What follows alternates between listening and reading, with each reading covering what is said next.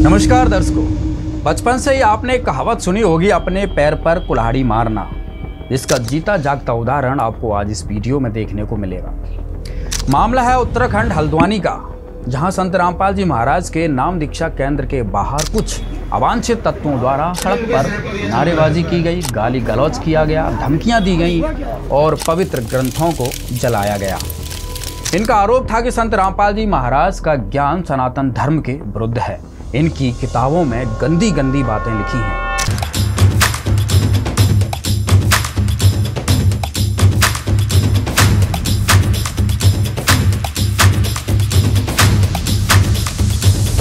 इस अपराध का षड्यंत्रकारी था निठल्ला हिमांशु जोशी नाम का एक सांप्रदायिक उन्मादी लफंडर।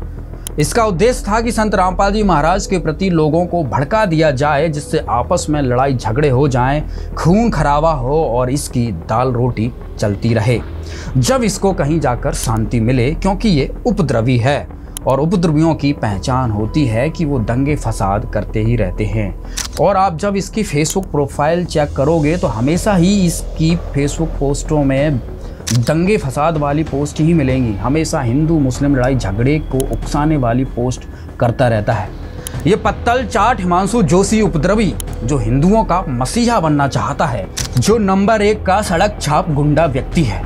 देखिए वीडियो इसकी। तुमने यहाँ हिंदू नाम से क्यों लगा रखा ऊपर में? एक्चुअली क्या है ना, तुमने हमको बताया, जब तुमने देखा है हमारा तिलक देख लिया था तुमने, तुम धोखे में रख के कैसे खिलाया तुमने मुझे? मैं धोखा नहीं लगाता हूँ। धोखे में तुमने ऊपर में शुभ लाभ और ओम लिख रखा है, शुभ दीपावली लिख रखा है। बहुत पहले का लगा हुआ है सर, मैं जॉब। अरे पहले का लिखा हुआ है तुमने, यहाँ पे शुद्ध बिरयानी लिखा हुआ है, शुद्ध शाकाहारी बिरयानी। शाकाहारी कैसे लिख दिया तुमने? तुमने हमारी भावनाओं को यहाँ साला हम ब्रह्मचर्य का पालन कर रहे हैं, तुम हमको ये बिरयानी खिलवा रहे हो। एक्चुअली क्या है ना सर, हमारा तो हम कौन है तुम्हें पता है? कौन है हम लोग?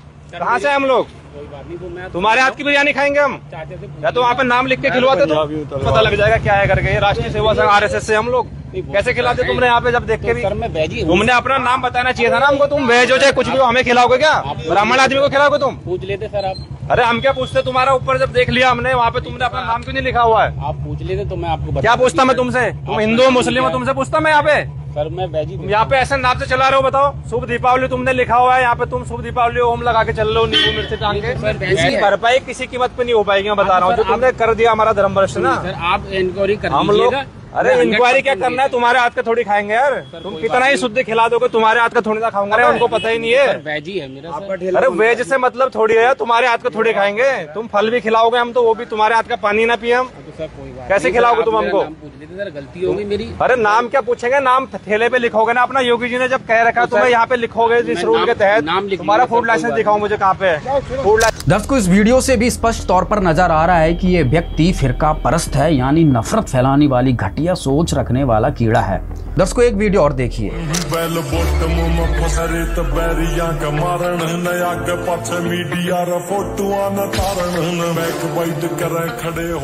ये है हिमांशु जोशी के गुरु स्वामी दर्शन भारती, जो सिगरेट पी रहे हैं। जब इनके गुरु का ये हाल है तो चेला का कैसे होगा? और इस टाइप का मालाहारी आदमी संत रामपाल जी महाराज के ज्ञान से टकरा रहा है। कबीर साहब जी ने कहा है, और ज्ञान सब ज्ञानड़ी, कबीर ज्ञान सो ज्ञान, जैसे गोला तोप का करता चले मैदान। हिमांशु जोशी, तेरे जैसे सड़क छापों से संत रामपाल जी महाराज का मिशन नहीं रुकेगा। तू अभी अबोध है, अज्ञानी है, जड़ बुद्धि का प्राणी है। हिमांशु जोशी, तेरी जानकारी के लिए बता देता हूँ संत रामपाल जी महाराज कौन है। नशे में बर्बाद करोड़ों परिवारों को आबाद करने वाले हैं संत रामपाल जी महाराज। दहेज के दानव से मुक्ति दिलाने वाले हैं संत रामपाल जी महाराज। आत्महत्या की कगार पर खड़े लाखों लोगों को नई जिंदगी की राह दिखाने वाले हैं संत रामपाल जी महाराज। गरीबी से जूझ रहे लोगों को खुशहाली का पथ प्रदान करने वाले हैं संत रामपाल जी महाराज। जात पात की बेड़ियों को तोड़कर समाज में समरसता लाने वाले हैं संत रामपाल जी महाराज। शाकाहारी जीवन शैली को लागू कर निर्दोष जीवों की हिंसा पर पूर्ण रूप से प्रतिबंध लगाने वाले हैं संत रामपाल जी महाराज। सनातन धर्म का आधार वेद हैं, उन वेदों का ज्ञान प्राप्त करने का जन अधिकार देने वाले हैं संत रामपाल जी महाराज। 5000 वर्ष बाद श्रीमद् भगवद गीता का वास्तविक अनुवाद करने वाले हैं संत रामपाल जी महाराज। पूरी पृथ्वी पर एकमात्र 5वें वेद का भेद और उसका ज्ञान देने वाले हैं संत रामपाल जी महाराज। पाखंडियों द्वारा फैलाए अज्ञानता के अंधकार को मिटाकर ज्ञान का प्रकाश फैलाने वाले हैं संत रामपाल जी महाराज। मुस्लिम धर्मगुरु डॉक्टर जाकिर नाइक जब पूरे हिंदू धर्म को गाली दे रहा था, गलत सिद्ध कर रहा था और छाती ठोककर हिंदू धर्म गुरुओं को डिबेट के लिए चैलेंज कर रहा था। डॉक्टर जाकिर नाइक की खुली चुनौती। ये चैलेंज है, कोई भी शख्स हिंदुस्तान में हो, मिनिस्टर हों दो, कोई भी स्वामी हों दो, कोई भी शंकराचार्य हों दो, इंशाल्लाह मैं तालिबे इल्म हूँ इस्लाम और दीगर मज़हब का। मैं तस्लीम करता हूँ कि डिबेट होना चाहिए, मैं उनसे डिस्कशन करता हूँ, अगर मुझे गलत साबित करो मैं बदलने को तैयार हूँ। तब कोई भी शंकराचार्य, आचार्य, महामंडलेश्वर और तेरे जैसे ब्राह्मणों की उसके सामने जाने से पैरों की पिंडी कांप रही थी। और उस वक्त जाकिर नाइक का संत रामपाल जी महाराज ने चैलेंज स्वीकार किया और डिबेट में भी पराजित किया।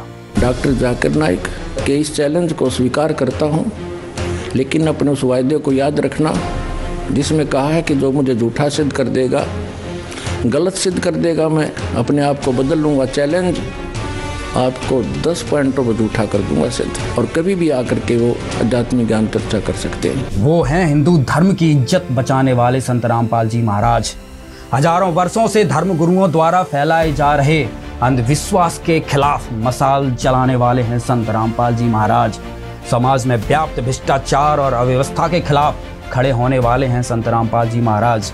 बहन बेटियों को मायके से लेकर ससुराल तक आजीवन सम्मान दिलाने वाले हैं संत रामपाल जी महाराज।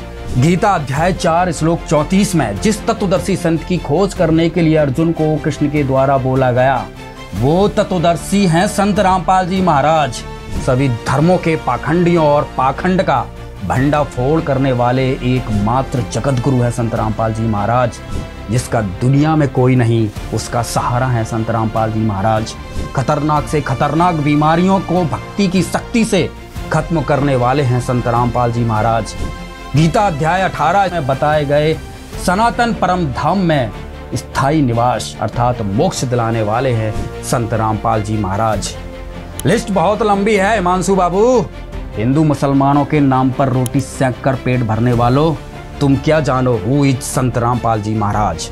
दर्शकों, हिंदुत्व के नाम पर हिंसा फैलाने वाले कर्मकांडी गैंग ने ज्ञान तो है नहीं, जिस कारण से ठीक से समझ ही नहीं पा रहे हैं कि संत रामपाल जी महाराज क्या बताना चाहते हैं। और ये संत रामपाल जी महाराज का ज्ञान सुनना और समझना भी नहीं चाहते हैं, क्योंकि इनको ये डर सताने लगा है कि इनकी पेट पूजा और बटुआ पूजा बंद हो रही है। अभी तक हजारों सालों से इनका पीढ़ी दर पीढ़ी धंधा चलता आ रहा है कि यजमान के घर गए, कर्मकांड किया, ओम फट सुहा करके पत्तल चाट कर सीधे नाम का आटा चावल गेहूं झोला में भरकर दक्षिणा में करारे करारे नोट लेकर निकल लेते हैं। अब समय बदल गया है। वर्तमान में यजमान सब पढ़ लिख गए हैं और संत रामपाल जी महाराज के तत्व ज्ञान की रोशनी में गीता और वेदों के ज्ञान से परिचित हो गए हैं और कर्म कांड करवाने बंद कर दिए हैं। इस वजह से इनको अब अपना भविष्य चौपट नजर आ रहा है। इसलिए संत रामपाल जी महाराज के ज्ञान का विरोध करते रहते हैं, जबकि संत रामपाल जी महाराज का ज्ञान सर्व शास्त्रों से प्रमाणित है और ये शास्त्रों से मिलाते नहीं, फिर अपने ही ढोल की पोल खुलवाते हैं। अब देखिए इस मूर्ख अल्प बुद्धि का प्राणी अल्पज्ञानी पत्तल चाट सांप्रदायिक उन्मादी फिरका परस्त हिमांशु जोशी का ये वीडियो। गिरोह जो है, जो रामपाल के नाम से गिरोह चल रहा है, तो वो बहुत खतरनाक गिरोह है। मैं आप सभी को बताऊं वो खतरनाक क्यों है, मैं आप सभी को लगातार बता रहा हूँ। एक उसकी ये किताब है, देखिए मैं आपको बैक कैमरे से इसको दिखाता हूँ। अगर आप सनातनी हैं, आप हिंदू हैं, तो आपको पता होगा कि हमारा जो सनातन, अभी मैं आपको एक लाइन पढ़ाऊंगा जो इस गिरोह का पर्दाफाश करने के लिए काफी है और आपके सोचने के लिए काफी है। आप अगर पढ़ सकते हैं, इस किताब के पेज नंबर 30 में आप देखिए कि क्या लिखा हुआ है, ये आप पढ़ सकते हैं। देखिए क्या लिखा हुआ है।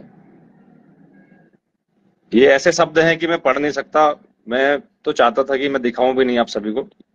अगर ऐसे शब्द अगर हमारे ग्रंथों में लिखे हुए हैं, जिस तरीके से ये बोलते हैं कि ये वेदों से लिए हुए हैं और हमारे ग्रंथों से लिए हुए, जब तुम लोग हमारे ग्रंथों को नहीं मानते, हमारे सनातन धर्म को नहीं मानते, तो तुम्हारे द्वारा दिए हुए फर्जी प्रमाण, फर्जी बातें और ऐसी गालियां हम कैसे स्वीकार कर सकते हैं। कौन सा हिंदू है जो ऐसे शब्द अपने देवी देवताओं के, अपने भगवानों के बारे में स्वीकार कर सकता है। इसी प्रकरण पर हिमांशु जोशी के समर्थन में एक वीडियो और बनाया गया है, ये भी देखिए, जिसके बाद फिर इसकी तसल्ली से अज्ञान की मोटी चमड़ी उधेड़ी जाएगी। अब ये देखिए ज्ञान गंगा लिखा है, ठीक है। ये पुस्तकों में क्या ज्ञान लिखा है देखिए आप, ठीक है ना। यहां पर भी यही बातें लिखी हुई है, ठीक है। देखिए, तब गायत्री ने कहा कि आप मेरे साथ करोगे तो मैं आपकी झूठी साक्षी गवाही भरूंगी। तब वर्मा ने सोचा कि पिता के दर्शन नहीं हुए, वैसे ही होगा, कोई चारा नहीं है। गायत्री से प्रतिक्रिया देखिए यहां पे ब्रैकेट में की, आगे देखिए। तब गायत्री ने कहा कि क्यों न एक गवाह और तैयार किया जाए।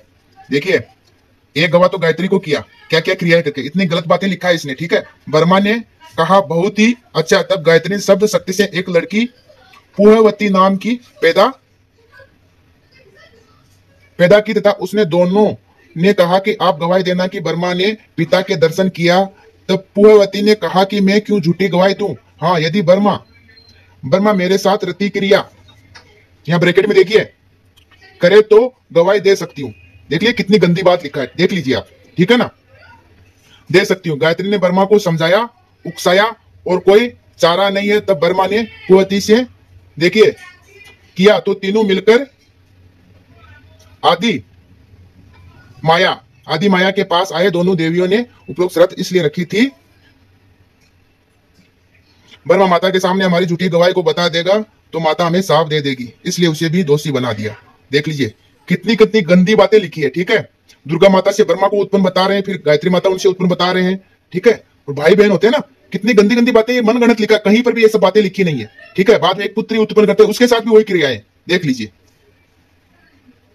इतनी गंदी बातें लिखी है इसने, ठीक है। आगे और देखिए यहाँ पे, इस काल भ्रम के लोक में यह बुराई प्रारंभ से ही तथा यहाँ के लोक में देवता भी बुराई से अछूते नहीं है। जैसे अब यहाँ देखिए, जैसे श्री विष्णु जी ने जालंधर राक्षस की पतिव्रता पत्नी तुलसी के साथ धोखा करके उसके साथ रति क्रिया, और यहाँ देखिए ब्रैकेट में क्या लिखा है, करके उसका पतिव्रता भंग किया। ये इतनी गंदी गंदी बातें लिखा है, देख लीजिए। हम तुलसी माता के घर में कैसे पूजा करते हैं, तुलसी विवाह करते हैं, ठीक है। और ये इतनी गंदी बातें लिखा है इन पुस्तकों में। दर्शकों, पवित्र पुस्तक ज्ञान गंगा में जो प्रकरण आपने पढ़ा और वीडियो में देखा, इसमें इस कर्मकांडी गैंग ने 4 बिंदुओं पर आपत्ति जताई और अपनी औकात दिखाकर उत्तराखंड के हल्द्वानी में संत रामपाल जी महाराज के नाम दीक्षा केंद्र के बाहर जाकर ताली पीट कर मुजरा किया। तो हिमांशु जोशी जी, ज्ञान गंगा पढ़कर इतना उछल कूद करने की कहाँ जरूरत थी। आपके घर पर तो सारे ग्रंथ होंगे ही, क्योंकि आप तो हिंदू धर्म के ठेकेदार हैं, इनको ही पढ़ लेते, लेकिन आपने वो पढ़ा नहीं। चलो, उसमें आपकी भी कोई गलती नहीं, क्योंकि कर्मकांडी गैंग के वंशज हैं जो आप। सदग्रंथों का ज्ञान तो आपके पूर्वजों को भी नहीं था। चलो कोई बात नहीं, अब हम आपको यहीं पढ़ कर दिखा देते हैं जोशी जी, जिससे तुम्हारा ये महिमा पाने का जोश थोड़ा ठंडा हो जाएगा। दर्शकों, इन्होंने संत रामपाल जी महाराज की ज्ञान गंगा से 4 सवाल उठाए।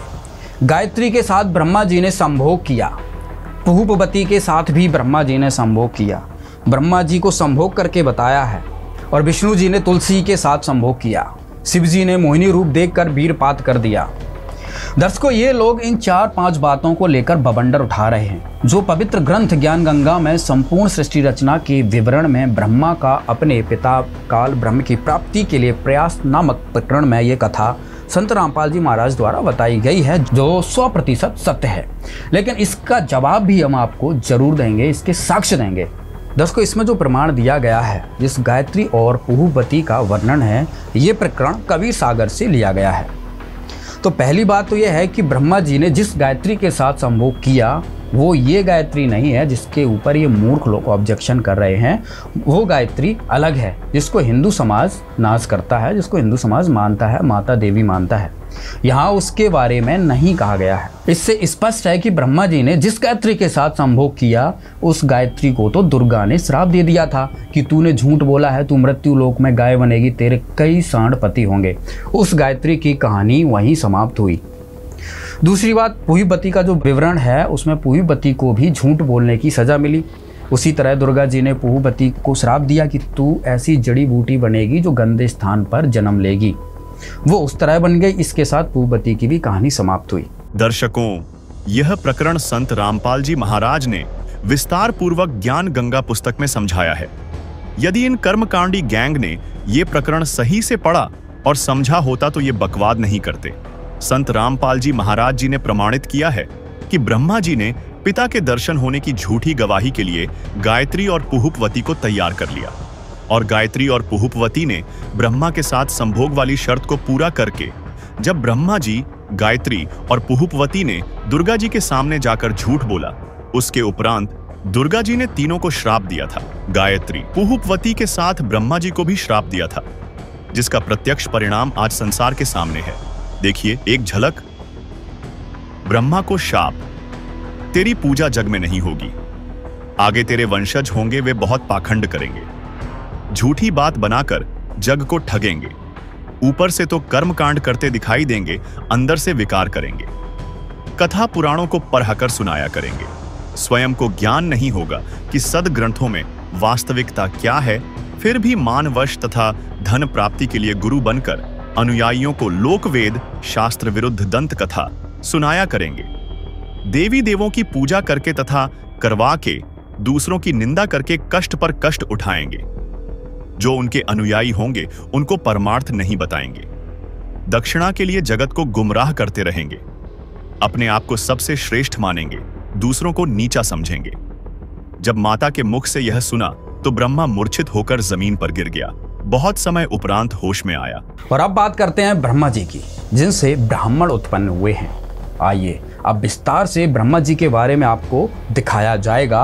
जो ज्ञान गंगा में ब्रह्मा जी के बारे में लिखा है वो सनातन धर्म के ग्रंथों का 1% भी नहीं लिखा है। यदि पूरा का पूरा ज्ञान गंगा में लिख दिया गया तो तुम्हारे कुल का क्या होगा। अभी हमारे साथ जुड़ रहे हैं डॉक्टर संदीप शर्मा जी, जो ब्रह्मा के चरित्र का आईना हिमांशु जोशी जैसे कर्मकांडी गैंग को दिखाएंगे। नमस्कार डॉक्टर संदीप शर्मा जी। नमस्कार संदीप जी, हमारे दर्शकों को बताइए ब्रह्मा जी के बारे में जो ज्ञान गंगा में लिखा हुआ है कि ब्रह्मा जी ने संभोग गायत्री के साथ किया, पुहुपवती के साथ किया, और भी कई जो प्रकरण हैं ब्रह्मा जी के बारे में बताइए कि ज्ञान गंगा में जो प्रकरण लिखा हुआ है वो कितना सत्य है। क्या ब्रह्मा जी ब्रह्मचारी हैं? क्या ब्रह्मा जी ने कभी संभोग क्रियाएं नहीं की हैं जिससे इन हिमांशु जोशी जैसे कर्मकांडी गैंग को दिक्कत हो रही है? जी संदीप जी। हाँ, तो मैं सबसे पहले आपको ये बताना चाहता हूँ कि जितने भी जो है ना ये हिमांशु जोशी जी जो बातें कर रहे हैं, अनर्गल अनाप शनाप बातें कर रहे हैं अपने ज्ञान के अज्ञान के कारण, इनको ज्ञान तो है नहीं किसी चीज़ का, न इन्होंने कभी कोई शास्त्र पढ़े हैं। ये अपनी तरफ से खुद ही मतलब ये बैठे हैं करके कि मैं जो है ना सनातन धर्म का सबसे बड़ा शायद ये ठेकेदार अपने आप को मानता है, जबकि इसको सनातन धर्म का भी ABC भी नहीं पता कि सनातन धर्म है क्या, जिसके पीछे भागम भाग हो रखा है।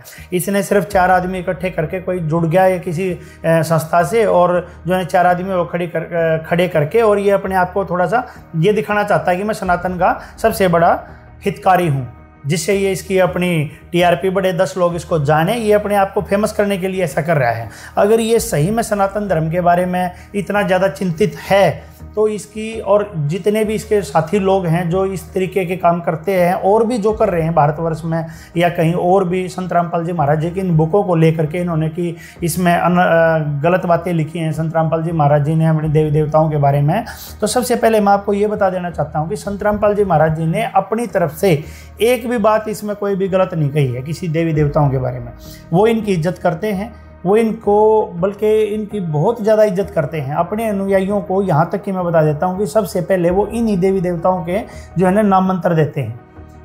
कहते हैं कि तीनों देवा कमल दल बसे ब्रह्मा विष्णु महेश, प्रथम इनकी वंदना फिर सुन सतगुरु उपदेश। सबसे पहले इन्होंने बताया कि पहले इन्हीं देवी देवताओं की आपने वंदना करनी है, इनको वंदना करनी है इनकी, और उसके बाद आपने सतगुरु का उपदेश सुनना है जो इससे आगे का मार्ग है, जो हमारे वेदों में भी और गीता में भी लिखा हुआ है और सदग्रंथों में लिखा हुआ है।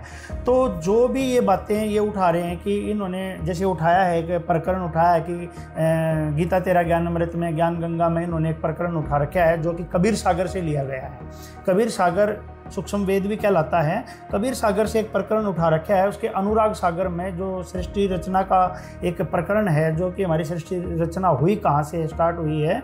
अब देखिए ये जो अपने प्रकरण उठाते हैं जितने भी हमारे धर्म ग्रंथों में है, वो जैसे शिव महापुराण के अंदर है, तो उससे पहले का जो प्रकरण है वो सूक्ष्म वेद में है। तो उस प्रकरण में ये सारी चीज़ें लिखी हुई हैं। संत रामपाल जी महाराज जी ने, ये मैं दिखाना चाहता हूँ आप लोगों को कि ये कबीर सागर एक जो है ना ग्रंथ है, इसके अंदर से इसका एक वो है अनुराग सागर। अनुराग सागर के अंदर ये प्रकरण है जो ये गायत्री का और ब्रह्मा जी, जैसे कि सागर मंथन के बाद चारों वेद निकले, वेद पढ़े ब्रह्मा ने वेद पढ़ने के बाद जो है ना पता चला कि वो परमात्मा कोई और है। दुर्गा ने पहले अपने आप को ही परमात्मा बताया था कि भाई मैं ही हूँ जो भी हूँ। तो जब ब्रह्मा जी ने वेद पढ़े तो उसको पता चला कि भगवान कोई और है, तो वो उसको खोजने के लिए निकल गया। तो काफ़ी दिनों के बाद जब नहीं आया, सृष्टि की रचना में बाधा आई, तो दुर्गा ने एक गायत्री नाम की लड़की को पैदा किया, मतलब जो है ना शब्द शक्ति से उत्पन्न किया उसको, और ब्रह्मा को बुलाने के लिए भेजा कि तुम ब्रह्मा को बुला के ले आओ। तो ब्रह्मा ने के पास जब वो गई तो उसने ब्रह्मा ने जो है ना कहा कि भाई वहाँ जाने के बाद कि मैं इसको कैसे जगाऊँ कि भी ये क्रोधित हो जाए। तो उसने ध्यान से माता से बात करी कि इसको मैं कैसे जगाऊँ। तो माता ने उसको बताया ध्यान में कि तुम इसके पैरों को छू दो तो इसकी समाधि भंग हो जाएगी। तो गायत्री ने वैसे ही किया, तो ब्रह्मा की समाधि भंग हुई। तो ब्रह्मा उसको श्राप देने लगा कि भाई मैं तुम्हें को श्राप देता हूँ कि भाई तूने मेरे कौन दुष्टा हो, तुमने मेरे जो है ना ध्यान को भंग कर दिया परमात्मा वाले। तो उसने कहा कि भाई आप बाद में श्राप देना, पहले मेरी बात को ध्यान से सुनो, मुझे माता ने भेजा है तुम्हारे को सृष्टि रचना करने के लिए, उसमें बात आई हुई है, तो आप चलिए और जो है ना सृष्टि रचना का काम शुरू करिए। तो उसने कहा कि भाई मैं गायत्री, मैं जाऊं कैसे वहाँ पे, क्योंकि मैं माता से वचन करके आया हूँ कि भाई मैं जो है पिताजी के दर्शन करके ही वापस आऊँगा, अदरवाइज नहीं आऊँगा, मैं तो नहीं आऊँगा, तो मैं कैसे जाऊँ। तो ये समस्या ब्रह्मा के सामने हुई। तो ब्रह्मा ने कहा अगर तुम माता के सामने मेरी गवाही दे दो कि हाँ मेरे सामने ब्रह्मा को पिता के दर्शन हुए परमात्मा के, तो मैं तेरे साथ चल सकता हूँ, ना तो मैं माँ को क्या मुँह दिखाऊँगा। तो गायत्री ने कहा कि भाई मैं ऐसे तेरी गवाही नहीं दे सकती। तो उसने ब्रह्मा के सामने एक अभद्र सी शर्त रखी जिसके ऊपर ये इतना बवाल मचा रहे हैं, लेकिन उन्होंने रखी है तो रखी है, उसमें क्या है, इसमें जो है ना बवाल मचाने की क्या बात है, भद्रता की क्या बात है। जो रियलिटी है सो है और अपने सदग्रंथों में विद्यमान है। संत रामपाल जी महाराज जी ने तो सिर्फ उनको उठा के दिखाया ही तो है कि यहाँ पे ये लिखा हुआ है और ये घटना सत्य है। तो उसमें संत रामपाल जी महाराज जी का क्या दोष है? तुम कह रहे हो उन्होंने लिख दी। संत रामपाल जी महाराज जी से पहले तो ये इन सदग्रंथों में लिखी हुई है, भाई कबीर सागर में लिखी हुई है ये बात। अगर आपने दोषी ठहराना तो जिसने कबीर सागर जी लिखा है, इसके जैसे ये है खेमराज श्री कृष्ण दास, ये प्रकाशन मुंबई से है जैसे, और इनके जो खेमराज जी हैं ये मुद्रक और प्रकाशक, आप इनको पकड़ो, और वेंकटेश्वर प्रेस है ये। तो इन प्रेस वालों को पूछो ना कि आपने इसको क्यों लिखा, क्यों छापा, और इनके ऊपर करो अगर आपने कुछ कार्रवाई करनी है तो इन्होंने क्यों लिखा। ऐसे नहीं होता, जो रियल सच्चाई होती है वो सच्चाई ही होती है। तो गायत्री ने उसके सामने अभद्र शर्त रखी कि भाई मेरे साथ तू रति क्रिया करेगा, तो रति क्रिया या संभोग, या उसको संत रामपाल जी महाराज जी ने आज इंग्लिश वर्ड में सेक्स लिखा हुआ है, तो इसमें बुराई ही क्या है उसमें, वो तो लिखा हुआ है इसके अंदर, उन्होंने इसको डिफाइन किया है, डिटेल बताई है कि भाई ये प्रकरण है कैसे। अब ऐसे ही एक पोपवती नाम की लड़की, जब वो उन्होंने कहा कि हम दो हो गए, तीसरा एक गवाह और चाहिए, तो एक पोपवती नाम की एक और जो है ना लड़की उन्होंने तैयार करी गायत्री ने। तो उसको भी कहा कि भाई तुम ऐसे जो है ना वो दो जो है ना हमारी गवाही दो। तो उसने भी ब्रह्मा के सामने ऐसी शर्त रखी कि भाई मैं भी तुम्हारी झूठी गवाही क्यों दूं। तो उसने भी ऐसे ही रति क्रिया की शर्त रखी कि भाई वो रति क्रिया करोगे तो जो है ना मैं गवाही दूंगी। तो तीनों ना के गवाही दी। और ये प्रकरण संत रामपाल जी महाराज जी ने अपनी तरफ से नहीं बोला कोई भी, ये अनुराग सागर की वाणी है। आज आधा भारत, आधे से ज़्यादा भारत जो है ना कबीर साहब को मानता है और इस घटना को मानता है कि ये सच्ची घटना है, क्यों ये कबीर सागर में लिखी है। जो कबीर फॉलोवर्स हैं जितने भी, वो सारे इसको मानते, कोई नकार नहीं सकता इस बात को। तो संत रामपाल जी महाराज जी ने इसमें क्या किया, अब ये दुष्टता तो ये खुद फैला रहे हैं, हिमांशु जोशी जैसे और जो इन्हीं के जैसे और जितने 10-20 लगे हुए हैं अपने आप को जो सनातन धर्म के ठेकेदार मानते हैं। अरे दुष्टता तो ये कर रहे हैं कि ऐसी चीज़ों को ये डिफाइन कर रहे हैं। अब ब्रह्मा की बात ले लो, चलो ये तो कबीर सागर की है, ये भी कह सकते हैं भाई हम सूक्ष्म वेद बताते हैं, हम नहीं मानते। कई लोग बोलते हैं भाई हम नहीं मानते सूक्ष्म वेद, हम तो 4 वेद और 18 पुराणों को मानते हैं। तो पुराणों में ले लीजिए ब्रह्मा की बातें, और ब्रह्मा की बात को तो पूरा संसार समाज जानता है इनको कि उनका कैसा कैरेक्टर रहा है, पूरे पुराण भरे पड़े हैं। और उसके बावजूद भी ये सारी कुछ, अगर ये सनातनी होता तो ये सब कुछ जानता और ये बोलता नहीं वहाँ खड़ा हो गया ऐसी बातें। ये नहीं बोलता ऐसे कि भाई मतलब ये लिख दिया संत रामपाल जी महाराज ने, इसने बेवकूफ़ ने यही नहीं पता कि ये सब कुछ पुराणों में लिखा हुआ है। तो कहेगा सनातनी तू भाई है? कौन सा सनातनी होने का दावा कर रहा है तू? और किन पुराणों की बात कर रहा है तू, किन ग्रंथों की बात कर रहा है? तुझे उनका एक अक्षर भी नहीं पता और खड़ा हो गया तू जाके चुराए गए बीच में कि इनका बंद करो आश्रम, ये करो। शर्म आनी चाहिए तेरे को थोड़ी बहुत। ब्रह्मा के कैरेक्टरों को अभी दिखाएंगे तुम्हारे को पुराणों में कि क्या क्या बोल रखा है उसमें, ठीक है। और फिर तुम बताना, तुम आग लगाना वहाँ गीता प्रेसपुर गोरखपुर में जाना, तुम उनको बोलना कि तुम बंद करवाओ इसको, लेके जाना, तेरे में दम है तो वहाँ पे गीता प्रेस को बंद करवा दूँ। जब मानता हूँ तेरे को तू सनातन का कितना बड़ा ठेकेदार है, कितना बड़ा तू सनातन को मानने वाला है। ये हैं सारी की सारी बुकें, ये देखो, ये गीता प्रेस गोरखपुर से प्रकाशित है ये, ठीक है, ये गीता प्रेस से हैं। ये देखो इनके अंदर लिखी हुई है ये सारी चीज़ें। और तुम बताना जा करके उनको बंद करवा अगर तेरे में दम है तो इसको गीता प्रेस को, और इसके जो लेखक हैं उसको उसके ऊपर कर तू कार्रवाई, तुम में है तो दम। ये देखो सुख सागर, ये पूरी गीता प्रेस से प्रकाशित है, इसी बुक के अंदर लिखा है। शर्म आनी चाहिए तेरे को अपने सदग्रंथों को, या तो तूने पढ़ा नहीं, या तू बेवकूफ़ ज़्यादा है, या तू शाना ज़्यादा बन रहा है अपने आप को, है धर्म का नाम लेके तू सनातन का और इन ग्रंथों का जो है ना ये बता करके कि संत रामपाल जी महाराज जी ने ऐसा बोला है। या तो यूँ मानते हैं कि भाई संत रामपाल जी महाराज जी का बड़ा अच्छा वो चल रहा है आज के टाइम में, तू इनके बीच में ऐसी बातें बोल और तू चमक जाएगा। अपने चमकने के लिए तू ऐसे बीच में आ करके बात कर रहा है, हैं? अरे तेरे अंदर जरा सी भी अकल हो, तेरे और दूसरे जो भाई हैं उनमें अकल हो, तो तू देखे कि भाई ये बात तो इनमें लिखी हुई है। अब पढ़ के सुनाते हैं तुम्हारे को ब्रह्मा जी का कैरेक्टर। वैसे तो हमें बड़ी शर्म आ रही है इन बातों को डिफाइन करने, ये डिफाइन करने की नहीं होती, ये खुद पढ़ने की होती हैं। पर तुम्हारे जैसे और भी बहुत हैं जो इनको तो पढ़ते नहीं, सीधा उनकी ज्ञान गंगा को, गीता तेरा ज्ञान अमृत है, और जो है इनकी जीने की राह पुस्तकों को ले लेके तीसरे दिन थाने में जाते हैं। अरे तुम थाने में जाने से पहले ये तो देख लो कि तुम इनमें लिखी हुई बातें ये कह रहे हैं कि ग्रंथ कह रहे हैं। हर रोज़ इनको फिट्टे मुंह होना पड़ता है, फिर कोर्टों में जाओ। अरे तुम तो या थाने में जाओ तो कोर्टों में जा करके ये बुकें वापिस आ ली कि हाँ भाई इनकी कोई गलती नहीं है। तो तुम कम से कम ये तो देखो कि तुम ये है क्या चीज़, ये क्या क्या रहे हैं। उनकी सुनते हैं नहीं, सीधे कोर्ट में भाग लो, कुछ कर लो। अब देखो सुनो ये ब्रह्मा जी की कैसी कैसी बातें हैं बोल रखी हैं, ये देख लो। ये है श्रीमद् भागवत सुधा सागर, और इसके पृष्ठ पे दिखाते हैं अभी आपको लिखे कि क्या क्या बातें हैं।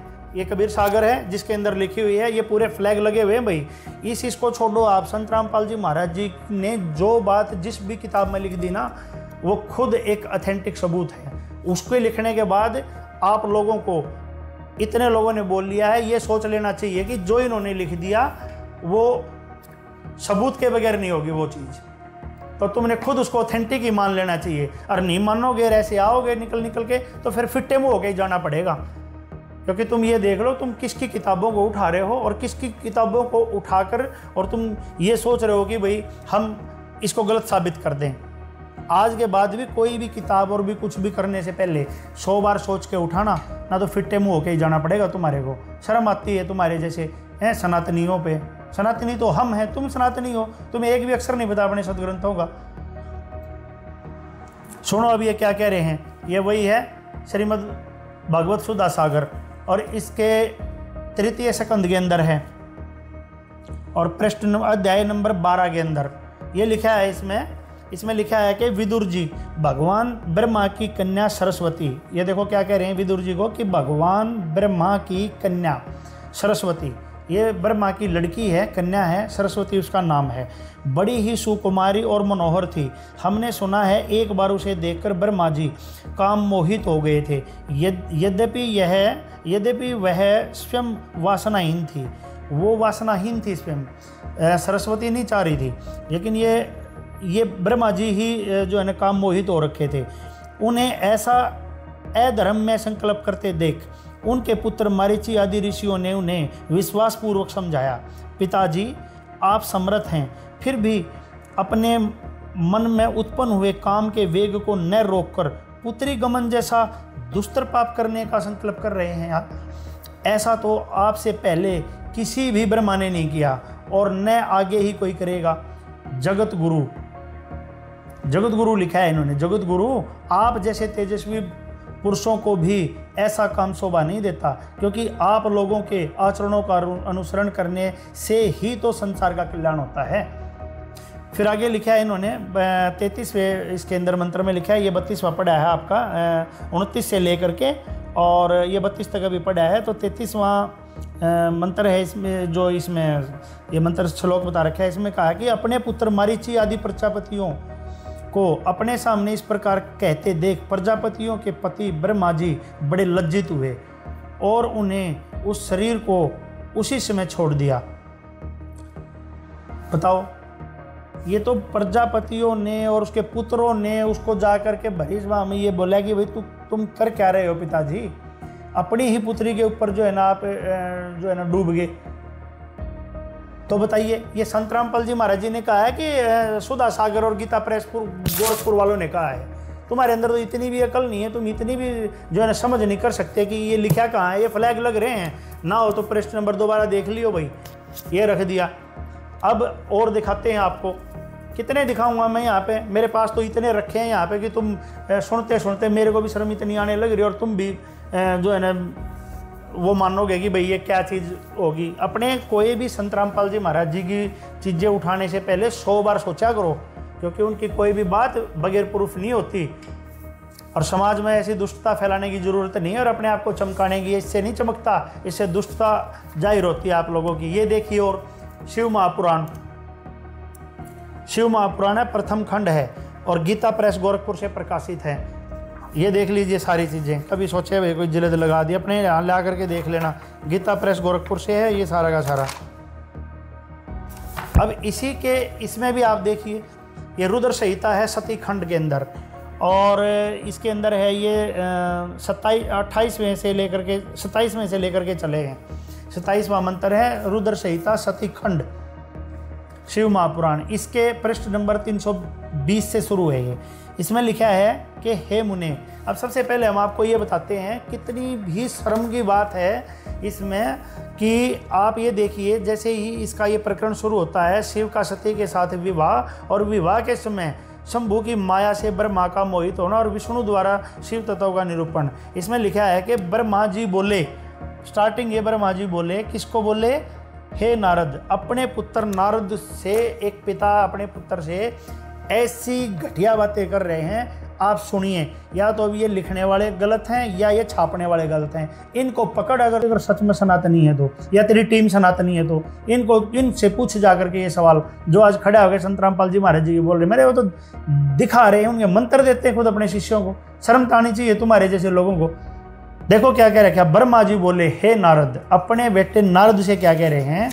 मुनि था वो नारद मुनि। क्या है कि अगले पृष्ठ पे 320 पे है कि हे मुने, जिस समय सती अग्नि की प्रदक्षिणा कर रही थी। अब ये एक टॉपिक है कि जिस टाइम पे दक्ष की पुत्री उमा की शादी हो रही थी शिव भगवान से, उस विवाह के अंदर ये ब्रह्मा भी वहाँ गए हुए थे, ब्रह्मा जी भी, और वहाँ पे उनके वो एक किस्म से फेरे करवा रहे थे। वहाँ पे वो पुरोहित पंडित वाला रोल अदा कर रहे थे उसके अंदर।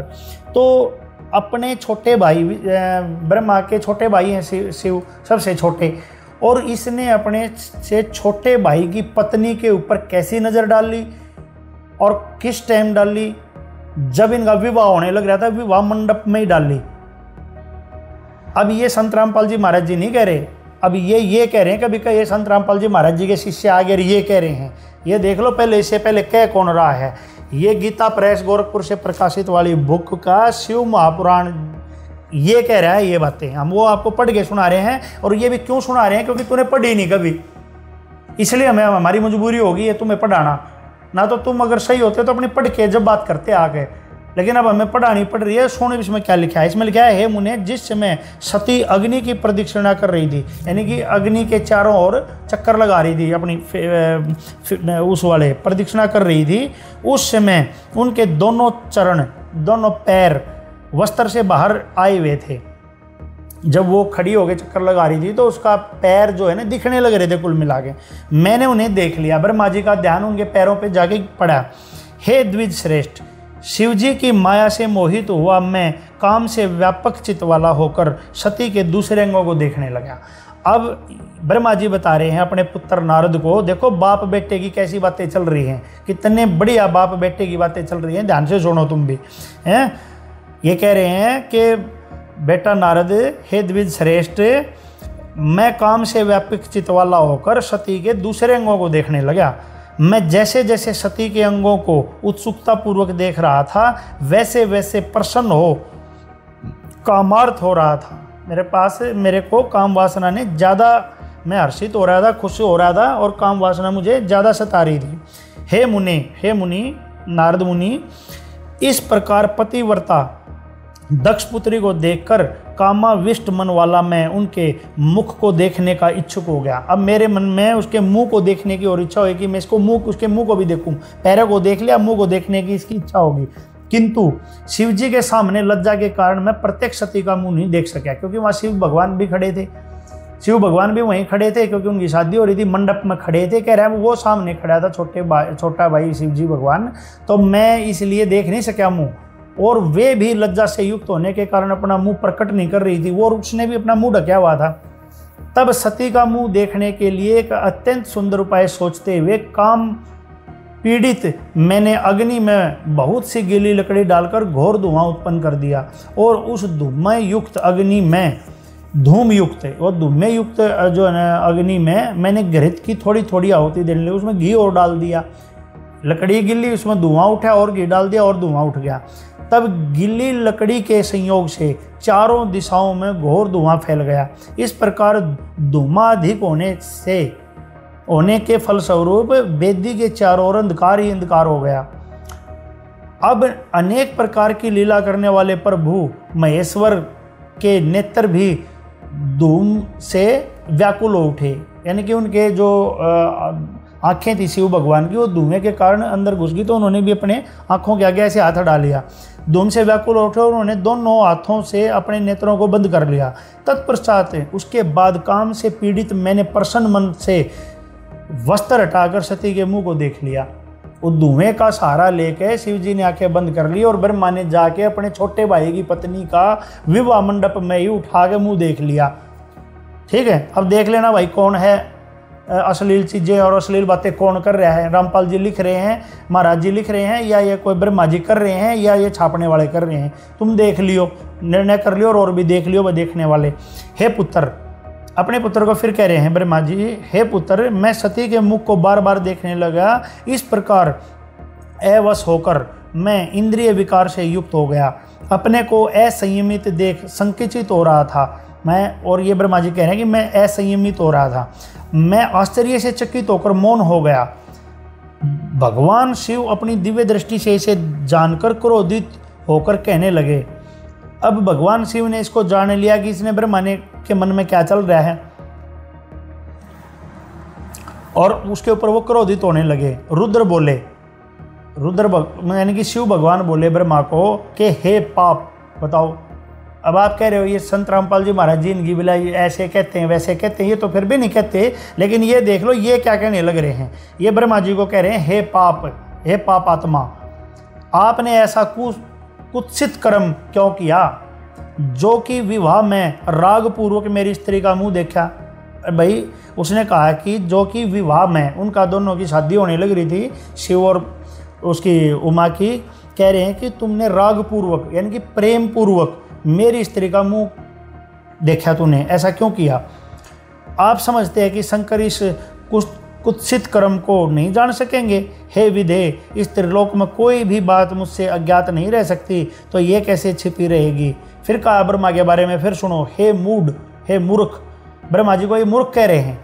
अब ये कौन कह रहे हैं, ये गीता प्रेस वाले ने छापी है और ये शिव पुराण के अंदर लिखी है। अब कौन कह रहा है, रामपाल जी महाराज जी, संत रामपाल जी महाराज जी कह रहे हैं या कौन कह रहे हैं। असली सनातनी है तो इस बात को नोट कर और एक्शन लेके दिखा हमारे को, तो सही सनातनी है तो ठीक है। इसमें लिखा है, हे मूर्ख, जिस प्रकार तिल के सभी अवयव में तेल रहता है, उसी प्रकार तीनों लोकों में जो कुछ भी स्थावर जंगम पदार्थ हैं उनमें मैं रहता हूँ।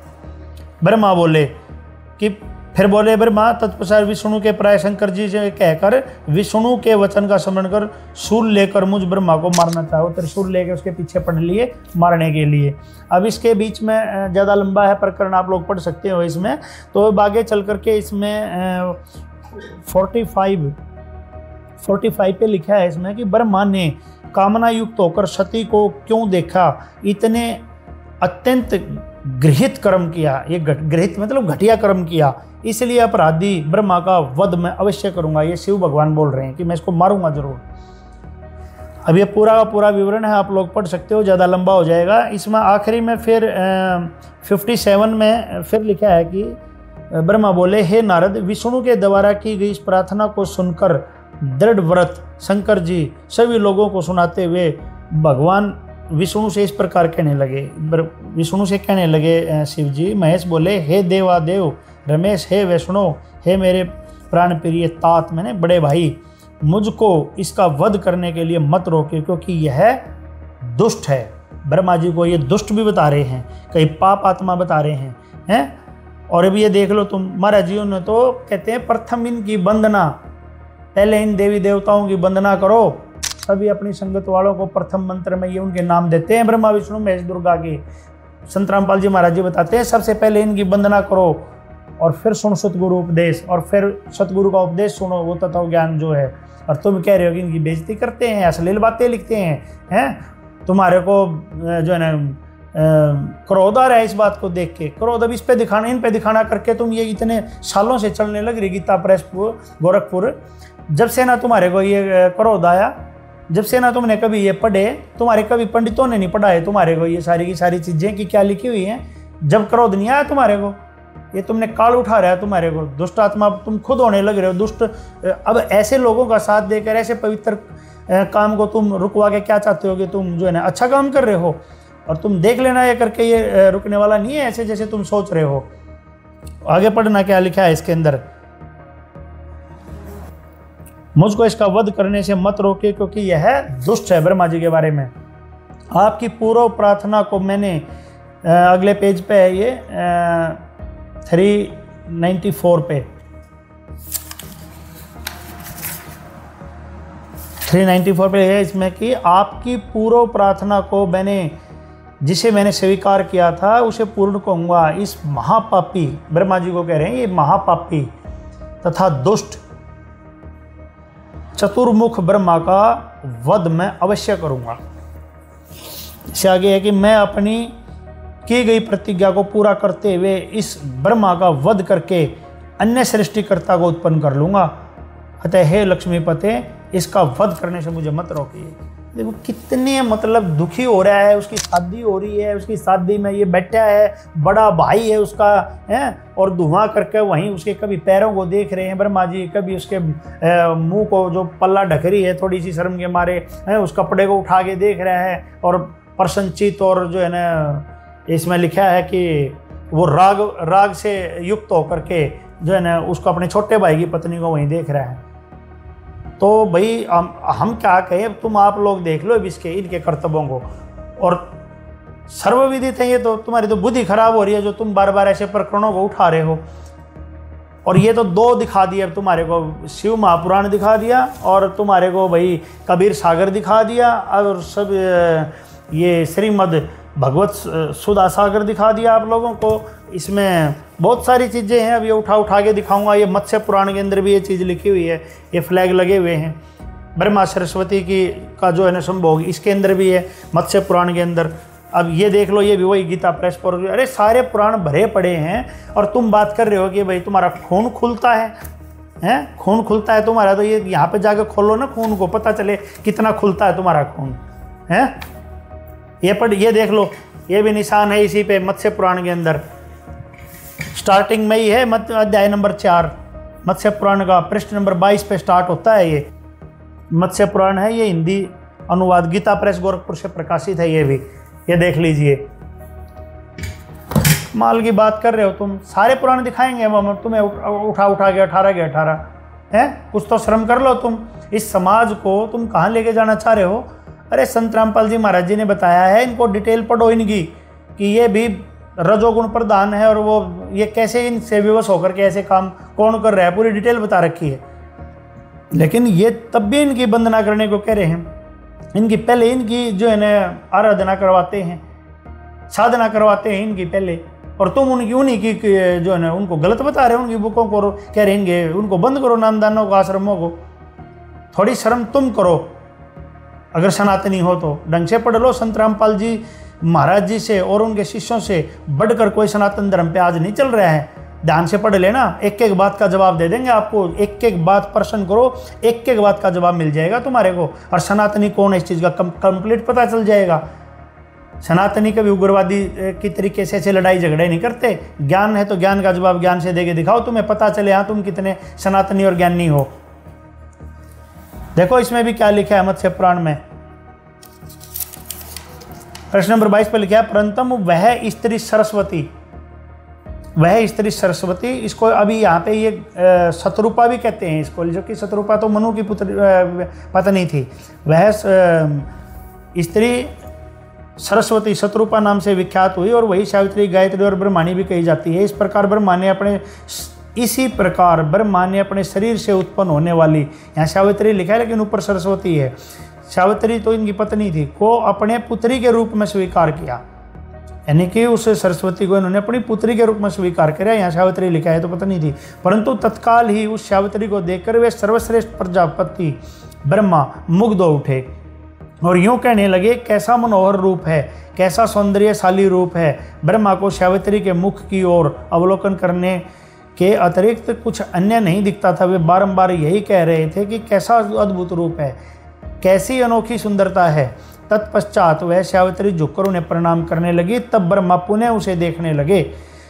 तदंतर सुंदर सावित्री ने अपने पिता ब्रह्मा की प्रदक्षिणा की, उनके चारों ओर घूमने लगी। आगे लिखा है कि तदंतर ब्रह्मा ने अपने उन मरीचि आदि मानस पुत्रों को आज्ञा दी कि तुम लोग भूतल पर चारों और देवता, असुर और मानव रूप प्रजाओं की सृष्टि करो। पिता द्वारा इस प्रकार कहे जाने पर उन पुत्रों ने अनेकों प्रकार की प्रजाओं की सृष्टि की। सृष्टि कार्य के लिए अपने उन पुत्रों को चले जाने पर विश्वात्मा ब्रह्मा ने प्रणाम करने के लिए चरणों में पड़ी हुई उस अनिंदिता शतरूपा का पानी ग्रहण किया। अब ये देखिए आप, वो ये शुरू में लिखा है वही स्त्री सरस्वती या शतरूपा इन्होंने लिखा हुआ है, ये सरस्वती है। इसका फिर वो सारे अपने पुत्रों को भेज दिया काम पे कि तुम जाओ इधर उधर, और उसके बाद वो जो उनके चरणों में झुकी हुई थी उस अपनी पुत्री, यहाँ पे शतरूपा लिखा है वो सरस्वती है का, उसका कहते हैं पानी ग्रहण किया, उसे संभोग किया यहाँ पे।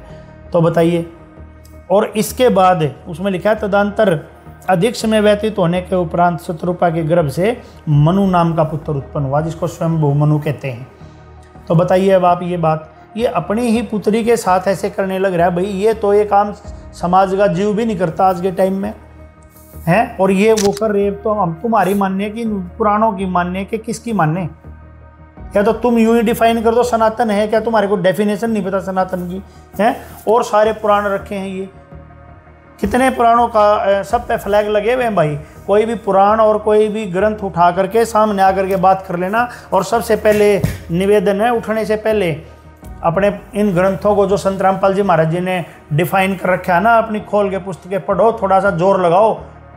गली में निकल के हवा में 10 आदमी इकट्ठे करके घूमने को, उपद्रव करने को सनातनी नहीं कहते। सनातनी वो होता है जो सबसे पहले परमात्मा ने जो पूजा स्टार्ट करी थी उसको करता है। ये कौन से सनातनी हो गए तुम? सनातन धर्म वालों को भी जो है ना बदनाम करने लग रहे तुम। जी बहुत बहुत धन्यवाद डॉक्टर संदीप शर्मा जी, जो आपने हमारे दर्शकों को और खासकर इस हिमांशु जोशी को ब्रह्मा जी के चरित्र का आईना आपने दिखाया। और उम्मीद है कि इसका असर हिमांशु जोशी जैसे सनातन प्रेमियों को हो जाना चाहिए, और अभी से इसी वक्त से खाना पीना छोड़कर अनशन पर बैठ जाना चाहिए हिमांशु जोशी जी। और जब तक आपकी क्रांति चलनी चाहिए, जब तक इन पुराणों को भारत में बैन ना कर दिया जाए। इतना अनाप शनाप लिखा हुआ है, इनकी हिम्मत कैसे हो गई पुराणों में लिखने की? और आप हिमांशु जोशी अभी तक शांत बैठे हैं। और दर्शकों, इन कर्मकांडी ब्राह्मणों के लिए भी बड़ी शर्म की बात है, जब ब्रह्मा जी का ही यही हाल है तो इनके वंशज तो और गए गुजरे होंगे। हिमांशु जोशी जी, अब आप ज्ञान गंगा को जलाएंगे या इन पुराणों को? चलो थोड़ा और रुक जाइए, आपको विष्णु जी के संभोग पर भी आपत्ति थी ना, वो भी दिखा देते हैं, फिर एक साथ सारे पुराणों का सुहा करना। देखिए विष्णु जी की ये संभोग लीला। संत रामपाल जी महाराज विश्व को जगाने के लिए निकल पड़े हैं, विश्व को जगा रहे हैं, इन ग्रंथों को सभी को, इन ग्रंथों की सच्चाई को रूबरू करवा रहे हैं। और जो ये कुछ धर्म के ठेकेदार हैं, इन्होंने संत रामपाल जी महाराज जी को जेल में डाल दिया और ये उनके ज्ञान को रोकना चाह रहे हैं, उनके ज्ञान का विरोध करना चाह रहे हैं। सच्चाई ये है कि इनकी दुकानें बंद होगी, हिंदू धर्म खतरे में नहीं है, इनका धंधा खतरे में है। ये संक्षिप्त गीता प्रेस गोरखपुर से देवी भागवत पुराण है। इसके जो है संक्षिप्त देवी भागवत में 9वां स्कंद है, 9वें स्कंद में जो है और 726 पेज पे लिखा हुआ है, जो है तुलसी नाम की एक पतिव्रता स्त्री थी, ठीक है। तो उसका जो पति था वो शंखचूड़ था, वो मर नहीं रहा था। तो विष्णु जी ने क्या किया, उसका रूप बना करके उस तुलसी का पतिव्रता धर्म नष्ट किया, भंग किया, और यानी कि उसके पति का रूप बना करके उसके साथ जो है संभोग किया। और जब उसको पता लगा, तुलसी को पता लगा, तो उन्होंने जो है विष्णु जी को श्राप दे दिया। तो अब ये बताओ, किसी स्त्री को यानी पतिव्रता स्त्री को अगर उसकी मर्जी के विपरीत आप उसके साथ संभोग करोगे तो वो क्या कहलाता है, आप खुद बताओ। मैं कुछ नहीं कहूंगा, आप खुद बताओ, इस नालायक से पूछो, इस अकल के अंधे से क्या कहलाता है। अगर तुलसी जो थी, अगर उसकी सहमति होती तो एक अलग बात थी, लेकिन इसने जो है, तो इसमें जो लिखा विष्णु जी ने उसके पति का रूप बना करके उसका पतिव्रता धर्म भंग किया। अब कोई इसकी माता बहन के साथ में ऐसा कर दे तो यह क्या कहेगा उसके बारे में? तो इसको जो है इन पुराणों की सच्चाई नहीं दिखती। शीघ्र बताओ, कौन हो तुम? कौन हो तुम? अन्यथा मैं तुम्हें शाप दे दूंगी। नहीं दे।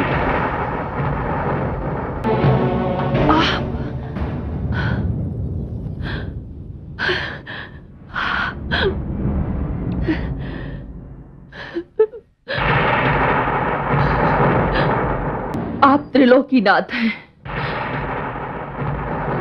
मैं तो आप ही को प्राप्त करना चाहती थी, किंतु तुलसी बनने के पश्चात मेरे भाग्य में शंखचूड़ ही लिखे थे।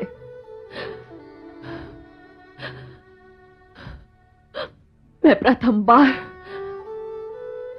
धरती पर नारी बनकर आई, किंतु आपने मुझे धरती की नारी के नियम भी नहीं निभाने दिए। आपके स्पर्श ने मुझे मेरे पति के योग्य नहीं रहने दिया। आपके स्पर्श ने मुझे मेरे पति के योग्य नहीं रहने दिया। मैं शंखचूड़ की पत्नी हूं, इसलिए मैं आपको श्राप देती हूं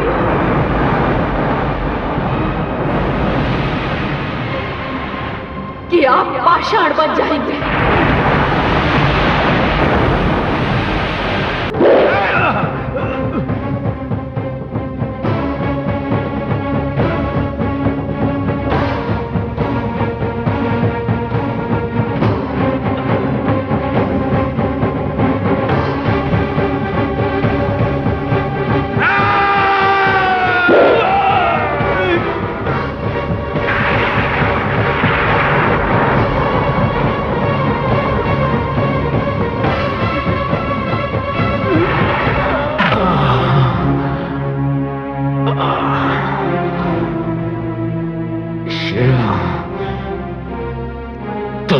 लोगों ने छल किया है मेरे साथ, मेरी मृत्यु असंभव थी। तुम देवताओं में से किसी ने मेरी पत्नी का सतीत्व भंग किया है। तुम देवताओं में से किसी ने मेरी पत्नी का सतीत्व भंग किया है। अन्यथा ऐसी स्थिति उत्पन्न नहीं होती। शिव, तुमने मुझे बल से नहीं, चाल से मारा है। दर्शकों, इस प्रकरण से स्पष्ट हुआ कि ज्ञान गंगा पुस्तक में जो भी लिखा है वो सर्व शास्त्रों से प्रमाणित है। कर्मकांडी गैंग, जलाना है तो इन पुराणों को जलाओ और गरियाना है तो वेद व्यास जी को गरियाओ। क्यों लिखा ऐसा ब्रह्मा विष्णु के बारे में इन्होंने पुराणों में? दर्शकों, इन कर्मकांडी गैंग ने अपने ग्रंथों को तो कभी पढ़ा नहीं, बेमतलब में संत रामपाल जी महाराज के पीछे पड़े हैं, बल्कि इन्हें तो संत रामपाल जी महाराज के चरण धोकर पी लेना चाहिए कि एक ऐसा संत जो अपना सब कुछ दांव पर लगाकर सच्चाई बता रहा है और इन लोगों से सच्चाई ढंग से देखी भी नहीं जा रही है, सुनी भी नहीं जा रही है, मुंह उठाकर भौंकने लगते हैं। और कितनी और कब तक मूर्खता का परिचय देते रहोगे तुम लोग? दर्शकों, इन ब्रह्मा विष्णु महेश ने ऐसे ऐसे कांड कर रखे हैं, बता भी नहीं सकते, लेकिन ये मजबूरी में दिखाने पड़ते हैं इन मूर्खों के जवाब देने के लिए, क्योंकि ये अपने पैर पर खुद कुल्हाड़ी मार रहे हैं। दर्शकों, अभी इनकी और अहंकार की हैकड़ी तोड़ते हैं, शिव जी का भी हाल देखते हैं। नमस्कार विकास जी। नमस्कार जी। विकास जी, शिव जी के बारे में हमारे पुराणों में क्या कथा प्रचलित है, एक बार हमारे दर्शकों को बताइए। अगर मान लो शिवलिंग पूजा की हम बात करें तो ये सब चीजें आज शिवलिंग के रूप में हर मंदिर में, हर शंकराचार्य सब चीजें पूजी जा रही हैं। अब शिवलिंग पूजा क्या है कि शिव पुराण के कोटि रुद्र संहिता प्रश्न नंबर 25 से 28 पर लिंग रूप कारण वर्णन नामक 12वें अध्याय के श्लोक नंबर 1 से 54 में बताया गया है कि श्री व्यास जी के शिष्य श्री सूत जी से ऋषियों ने प्रश्न किया कि हे सूत जी, शिवलिंग की पूजा के विषय में जैसा आपने सुना है वैसा बताओ। ऋषि सूत जी ने क्या जवाब दिया, आप वो सुनो कि जैसा कहता हूं सुनो। दारुवन में शिव भगत ऋषि रहते थे, वे निरंतर शिव जी का पूजन करते थे।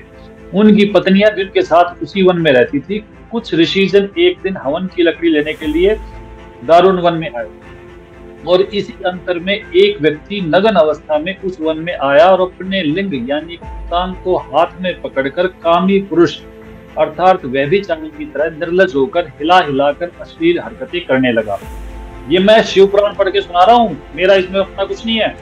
उसे देखकर उस वन की स्त्रियां उसके पास आई और वे उसके लिंग को पकड़कर हिलाने लगी, उसको छूने लगी, कुछ आलिंगन करने से प्रसन्न हुई। उसी समय ऋषि आ गए और उन ऋषियों ने कहा कि तू ऐसा बेशरम करने वाला कौन है, तेरा लिंग धरती पर गिर जाए। उस समय उसका लिंग भूमि पर गिर गया, जलने लगा, तीनों लोकों में जलता हुआ गया। उसको शांत करने के लिए पार्वती की स्तुति की गई और उससे कहा गया कि आप योनि लिंगी अर्थात मैं बताऊं लिंगी को प्राइवेट पार्ट ऑफ वुमेन बन जाओ। पार्वती जी ने योनि को धारण किया और उस जलते हुए लिंग को उस योनि में डाला गया, तब वह शांत हुआ। उसके पश्चात उस शिवलिंग की ऐसी मूर्ति जिसमें स्त्री योनि में लिंग प्रविष्ट हो, पत्थर की बनाकर स्थान स्थान पर कर पूजा शुरू हुई। ये शिव पुराण पढ़ा है मैंने। इसको क्यों बिकने देता है ये कहता है कि मैं ज्ञान गंगा को बिकने नहीं दूंगा। ये शिव पुराण बिक रहा है। दर्शकों, ये कथा सुनकर आश्चर्य मत करना, क्योंकि ये कथा शिव महापुराण से ही है, जिसका प्रमाण सहित आपको दिखाया। इस सत्य घटना और सत्य प्रमाण से आप शंकर जी के भी चरित्र को भली भांत समझ सकते हैं। दर्शकों, एक कथा शंकर भगवान की और सुनाते हैं। एक मोहिनी रूप लिया था विष्णु जी ने, जब अमृत कलश का कुछ बंटवारा था अमृत का और वो देवताओं का राक्षसों का झगड़ा था आपस में, तो उस रूप को लेके शंकर जी उस वक्त काफी उत्सुक थे कि भाई वो रूप आपका कैसा था और मैं उसको जानना चाहता हूँ। तो श्रीमद जो भागवत हमारा है, सबसे बड़ा ग्रंथ है भागवत पुराण, तो उसमें अष्टम स्कंद में इसको बहुत अच्छे तरीके से बताया गया है कि मोहिनी वस्त्रहीन तो पहले ही हो चुकी थी। जो मोहिनी रूप था विष्णु जी का, वो वस्त्रहीन तो पहले ही हो चुका था। शंकर जी को अपनी ओर आते देख वो बहुत लज्जित हो गई और एक दूसरे से वक्ष की आड़ लेकर छिपकर हंसने लगती, परंतु कहीं भी ठहरती ना थी। भगवान शंकर की इंद्रियां अपने वश में नहीं रही। ये श्रीमद् भागवत पुराण पढ़ा जा रहा है, अष्टम स्कंद। इसमें मेरा अपना कुछ नहीं है। वे कामवश हो गए, अतः हथनी के पीछे हाथी की तरह उनके पीछे पीछे दौड़ने लगे। उन्होंने अत्यंत वेग से उसका पीछा करके पीछे से उसका जूड़ा पकड़ लिया मोहिनी का, और उसकी इच्छा न होने पर भी, इसको बलात् शब्द भी कह सकते हैं आप, उसे दोनों भुजाओं में भरकर हृदय से लगा लिया। जैसे हाथी हथनी का आलिंगन करता है, वैसे ही भगवान शंकर ने उसका आलिंगन किया। वह इधर उधर खिसक कर छुड़ाने की चेष्टा करने लगी। इसी छीना झपटी में उसके सिर के बाल बिखर गए। इसी छीना झपटी में बल का प्रयोग हो रहा है जी। वास्तव में सुंदरी भगवान की रची हुई माया ही थी। इससे उसने किसी प्रकार शंकर जी के भुजापात से अपने आप को छुड़ा लिया। बड़े वेग से भागी, नहीं भागती तो क्या हो जाता। भगवान शंकर भी उस मोहिनी वेशधारी अद्भुत भगवान विष्णु के पीछे पीछे दौड़ने लगे। वेशधारी विष्णु के पीछे पीछे दौड़ने लगे। उस समय ऐसा जान पड़ता था मानो उनके शत्रु कामदेव ने उन पर विजय प्राप्त कर ली है। कामुक हथनी के पीछे दौड़ने वाले मदोन्मत्त हाथी के समान वे मोहिनी के पीछे पीछे दौड़ रहे थे। यद्यपि भगवान शंकर का वीर्य अमोघ है, फिर भी मोहिनी की माया से वह संखलित हो गया। हाजी सनातन प्रेमियों, क्या विचार है? ज्ञान गंगा में लिखी सच्चाई गंदी गंदी बातें दिख रही थीं। अब इन पुराणों में ब्रह्मा विष्णु महेश की इन कथाओं में इनके कारनामे क्या दिख रहे हैं? अब डालो फेसबुक पर पोस्ट, चलाओ लाइव, बताओ कहाँ फूकोगे इन पुराणों को, कहाँ आंदोलन करोगे? गीता प्रेस गोरखपुर को कब फूंकने जा रहे हो? दर्शकों, जब से इस राक्षस हिमांशु ने इन किताबों को फाड़ा है, जलाया है, तभी से उत्तराखंड में भी संत रामपाल जी महाराज के भक्तों में काफी रोष है। देखिए हमारी एक रिपोर्ट। सत्य हमेशा कड़वा होता है और इसीलिए कुछ लोग इसे निगलने की बजाय इस पर उंगलियां उठाने लगते हैं। ऐसा ही उत्तराखंड का एक महाठग है हिमांशु जोशी, जिसके आए दिन सोशल मीडिया पर बयान वायरल होते हैं। हमारी आईडी हमेशा भड़काऊ बयानों के अंतर्गत ही रहती है। इस महाठग का ये कहना है कि संत रामपाल महाराज की जितनी भी पुस्तकें हैं, जितने भी आश्रम हैं, वे सभी फर्जी हैं। आश्रम हल्द्वानी में खड़ा हो गया, किसने इसके लिए अनुमति दी है? कौन ऐसा सनातन का द्रोही है? और कई सारी ऐसी किताबें उसके द्वारा छापी जा रही हैं, वितरित की जा रही हैं, जिसके लिए भी कोई प्रमाण उसके पास वैध लाइसेंस नहीं है। कि ऐसा आश्रम हल्द्वानी में कैसे बन गया है जिसकी कोई वैधता नहीं है, जिसका कोई लक्ष्य नहीं है, कोई विजन नहीं है, जो सनातन धर्म के खिलाफ जाकर के काम कर रहा है। और अपने आप को सनातन हितैषी बताने वाले हिमांशु जोशी का आज पूरा काला चिट्ठा इस वीडियो में खुलकर रहेगा। हिमांशु जोशी का ये कहना है कि संत रामपाल महाराज और संत रामपाल महाराज के अनुयायी अनपढ़ हैं, वे कुछ नहीं जानते। पहाड़ के लड़के, पहाड़ की महिलाएं, हल्द्वानी के रिक्शे ठेले वाले, ऐसे लोग जो अपने सनातन धर्म की जानकारी नहीं रखते हैं, उनके पास समय ही नहीं है। उनके जिंदगी में सिर्फ दिन भर कमाना और शाम को खाने का वो चीजें हैं। तो ऐसे लोगों को ये लोग टारगेट करते हैं जिन्होंने अपने धर्म के ग्रंथ कभी नहीं पढ़े। आज उसके सभी दावों का यहाँ पर काउंटर होगा। हमारे साथ पवित्र शास्त्र मौजूद हैं और संत रामपाल महाराज की विवादित पुस्तकें जो सोशल मीडिया पर आए दिन वायरल हो रही हैं। लाइव में इन पुस्तकों को टेलीकास्ट किया जा रहा है। इन पुस्तकों में कुछ ऐसी बातें लिखी हैं जिनका खंडन करते हुए हिमांशु जोशी रोज वीडियोस बना रहा है। तो सबसे पहला सवाल ये रहेगा कि आखिर संत रामपाल महाराज ने ऐसा क्या इन पुस्तकों में लिखा है जो समाज से हटा देनी चाहिए, इनको बैन कर देना चाहिए? क्या बताएंगे? संत रामपाल जी महाराज जी ने इस पुस्तकों में जो भी लिखा है वो तथ्यों के आधार पर लिखा है और सदग्रंथों के गूढ़ रहस्यों को दिखाया है। इसमें संत रामपाल जी महाराज जी ने अपने पास से इसमें से कुछ नहीं लिखा है। जो ग्रंथों में लिखा हुआ है वही इस पुस्तक में लिखा है और सत्य को इस पुस्तकों में दिखाया है। तो हिमांशु जोशी जैसे जो बकवासी आदमी है वो अपने पास से निराधार बातें कर रहे हैं, उनको ऐसी बकवास नहीं करनी चाहिए। देखिए, संत रामपाल महाराज की जितनी भी पुस्तकें हैं उन पर लगातार सवाल उठ रहे हैं। हिमांशु जोशी ने गुरु परंपरा में रह के अपने वेदों का अध्ययन नहीं करा है, इसलिए वो मूर्खतापूर्ण बातें समाज में फैला रहा है और भ्रमित कर रहा है। मैं आपके माध्यम से जोशी जी को बता देना चाहता हूँ कि जोशी जी, वो समय गया जब लोग सनातन के नाम पे भुगला दिए जाया करते थे, क्योंकि आज का समाज पढ़ा लिखा शिक्षित समाज है सर। तो अपने धर्म शास्त्रों में खोलकर खुद चेक कर सकता है कि संत रामपाल जी महाराज जी ने जो भी बताया है, गायत्री के साथ जो भगवान ब्रह्मा जी ने संभोग किया, ये हमारे पुराणों के अंदर पहले से ही लिखा है। आपने कभी गुरु परंपरा में रह के, हिमांशु मेरे भाई, कभी इन शास्त्रों का अध्ययन किया होता ना तो आप समझ जाते। भाई, आप जोशी तो हो मगर ब्राह्मण हो। कभी ब्राह्मण गुरु परंपरा में रह के आपने इन सारे धर्म शास्त्रों का अध्ययन किया होता ना, तो आज ऐसी मूर्खतापूर्ण बातें नहीं करते। आप सिर्फ ज्ञान गंगा नामक पुस्तक को लेके चलते रहते हो, ठीक है। आपने कभी वेद देखे हैं? वेदों का बात करते हो, आप सनातन की बात करते हो, आप जानते हो सनातन क्या होता है, आप वेदों की बात करते रहते हो। हम आपको दिखाते हैं वेद, हमारे संत रामपाल जी महाराज ना हर सत्संग के अंदर वेद दिखाते हैं और वेदों का रेफरेंस देते हैं। तू मेरे को एक प्रमाण दिखा, इस ज्ञान गंगा पुस्तक में जो लिखा है वो गलत है, तू गलत होने का सिद्ध करके तो दिखा।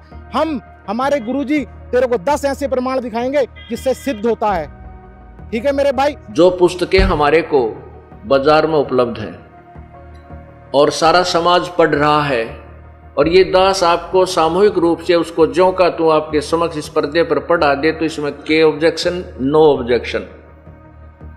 ये तो पुस्तक विद्यमान है, हम इसको खरीद कर पढ़ रहे हैं। ये यदि हम इसमें कुछ मिलावट करते हो, इसमें इसके ज्ञान को तोड़ मरोड़ कर देते हो, तो हम दोषी अपराधी हैं।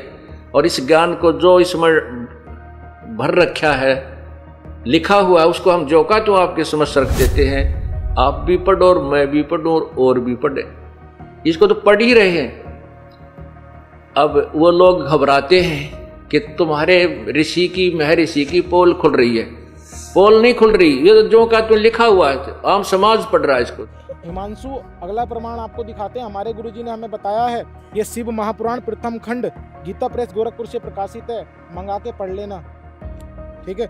इसके रुद्र संहिता कुमार खंड के अंदर एक जिक्र आता, भगवान शंकर एवं माँ गोरा के विवाह करने की कथा इसके अंदर आती है। शिव जी शिवा से विवाह कैलाश पर, इसके अंदर एक प्रकरण आता है, आप देख रहे हो, भगवान शंकर निर्जन स्थान पर उनको लेकर चले गए, उन्होंने रति क्रिया की उनके साथ। और रति क्रिया कितने समय तक की थी भगवान शंकर ने? भगवान शंकर ने पार्वती के साथ 1000 वर्ष तक रति क्रिया की थी, ठीक है। रति क्रिया 1000 वर्ष तक भगवान शंकर ने माँ पार्वती के साथ की थी। अब इस चीज को ऑलरेडी तो पहले शास्त्रों में लिखा है, हमें दिखाने की जरूरत नहीं थी, क्योंकि आपने बोला इसलिए प्रमाण दिखाया गया है ये, ठीक है। ये तो शास्त्रों में लिखा है। और आप इस पुस्तक को बैन कराने की बात कर रहा ना मेरे भाई, तो पहले इन पुस्तकों को बैन कराओ, क्योंकि ये तो आदि अनादि कालों से चलते आ रहे हैं, ठीक है। इन पुस्तकों को बैन कराओ, फिर ज्ञान गंगा पुस्तक को बैन कराना आप, क्योंकि ये तो पहली धर्मशास्त्रों में लिखा हुआ है। मेरे गुरुजी परम पूज्य संत रामपाल जी महाराज जी ने जो शिव जी की उत्पत्ति की कथा बताई है ना, ये बम्बई का प्रकाशन है। ये मूर्ख प्राणी, आपने इस चीज को पढ़ा होता ना, इसके 2-3 पन्ने पीछे पलट लिए होते, ठीक है। आपने जब ठेका ले ही लिया है धर्म को समझाने का, तो आप अच्छी चीजें क्यों नहीं समझा रहे हैं? और आप जो प्रचार कर रहे हैं ना, ये दुष्प्रचार नहीं हो रहा, इससे तो संत रामपाल जी महाराज जी का प्रचार बहुत जोरों शोरों से हो रहा। अब लोग हमारे पास इतने मैसेज आ रहे हैं हिमांशु मेरे भाई, पुस्तकें फोनों पे मंगाई जा रही हैं। अब वो खोल के जब पढ़ेंगे, इस पेज को पढ़ेंगे, 198 से स्टार्ट जब करेंगे, तो क्या सोचेंगे? ये मूर्ख प्राणी कुछ सोच। कहते हैं रामपाल ने ना तो संस्कृत आती, ना वो विशुद्ध रूप से उच्चारण कर पाता।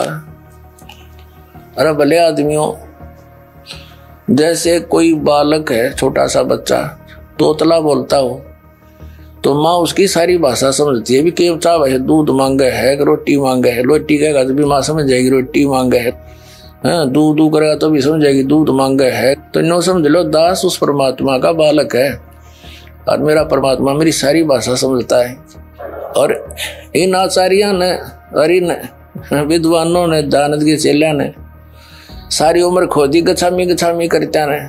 और ये दयानंद के चेले नो कहे रामपाल ने वैदिक रीति से वेद नहीं पढ़े, ये दयानंद तुमने पढ़ रखे वेद काट दी टाट, ज्ञान भर दिया, कख भी नहीं पता इन लोगों को। और सबसे बड़ी खुशी तो ये मनानी चाहिए, इनको कुछ अकल आनी चाहिए जो विरोध कर रहे हैं दास का, कि ये कहते हैं रामपाल ने संस्कृत नहीं आती, और ये सारे ग्रंथ खोल के दर दिए। तो यही दिमाग से काम ले लो, हु इज रामपाल, ये दास उस परमात्मा का। मेरे भाई, ये धर्मशास्त्र आज के नहीं है, ये पुराने हैं। और आप इस ज्ञान गंगा पुस्तक को बैन कराने की बात कर रहे हैं, इसको उत्तराखंड से बैन कराने की मांग कर रहे हैं, तो आप इन शास्त्रों को बैन कराइए। और आप चंद गुंडों को लेकर नामदान पे जाके हंगामा करते हैं। हमें भी हमारे राइट्स पता हैं, मगर हम गुरु मर्यादा में रहते हैं, हम हिंदू हैं। और तुम हिंदू और सनातन का जो ढोल पीटते हो ना, आप ना सनातनी हो ना हिंदू हो, क्योंकि सनातन धर्म की मुख्य परिभाषा है कि अपने संतों और गुरुओं का सम्मान करना सिखाता है सनातन धर्म। आप संत रामपाल जी महाराज को तू और अवय से बात करते हो। आपको पता है कि संत जी की उम्र क्या है? वैसे संत की उम्र आकी नहीं जा सकती, फिर भी संत रामपाल जी महाराज जी की उम्र 74 वर्ष की हो चुकी है।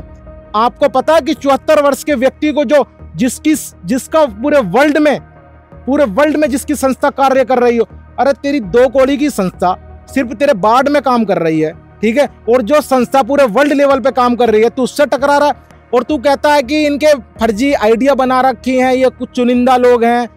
भाई फर्जी आइडिया नहीं बना रखी, इस भ्रम में मत जी।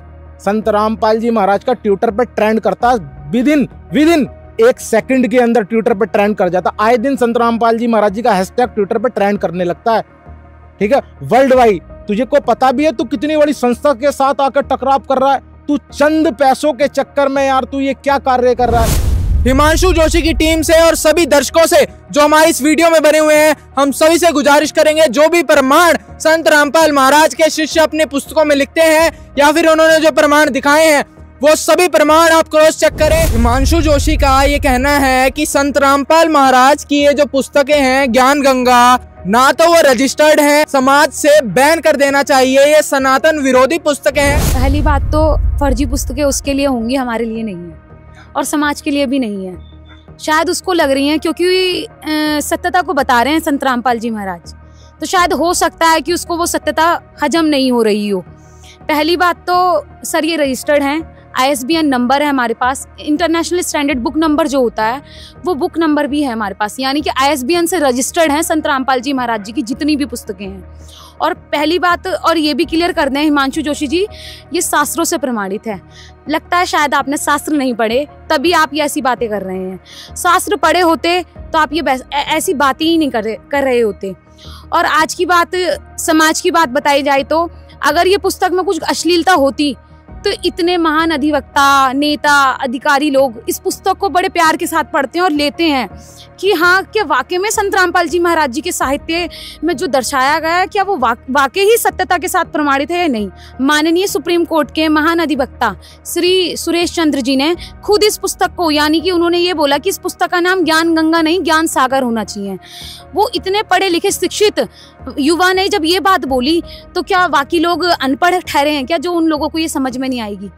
क्योंकि इस पुस्तक को ना समझदार ही समझ सकता है और मुझे नहीं लगता हिमांशु जोशी जी समझदार हैं, क्योंकि अगर वो समझदार होते ना तो इसका विरोध नहीं कर रहे होते, बल्कि माथे से लगाकर ज्ञान को समझते कि यार वाकई में सत्यता है कि नहीं। हिमांशु जोशी की झूठ की पराकाष्ठा की हद पार हो चुकी है। इसका ये कहना है कि संत रामपाल महाराज सनातन के विरोधी हैं। सनातन का अर्थ होता है शाश्वत, सदा रहने वाला। अगर उन्हें सनातन का मतलब पता होता तो वो ऐसी मूर्खतापूर्ण बातें ही ना करते।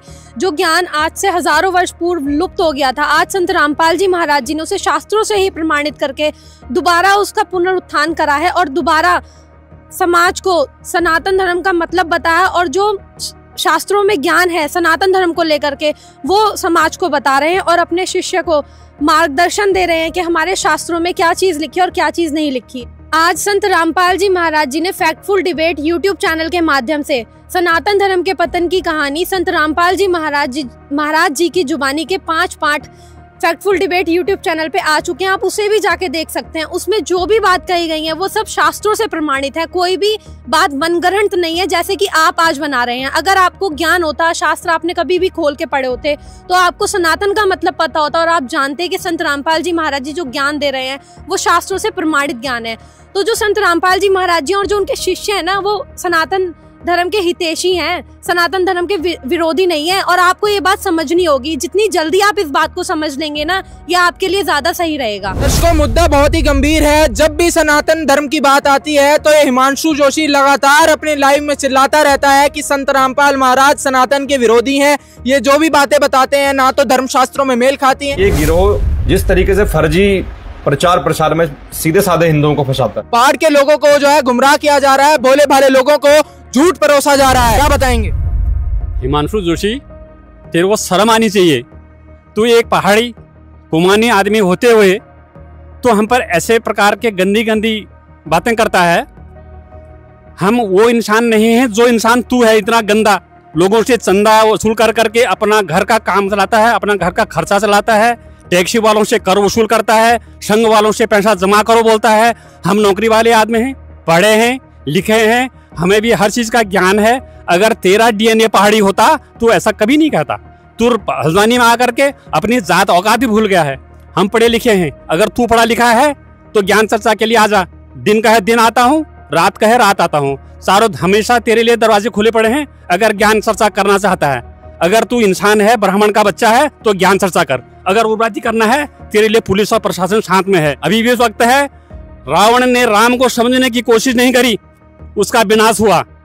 और जिसने भी संतों को सताया उसका भी विनाश हुआ। तेरे को तो न अध्यात्म का ज्ञान है, न पुस्तकों का ज्ञान है, न अपने ब्राह्मणपन का ज्ञान है।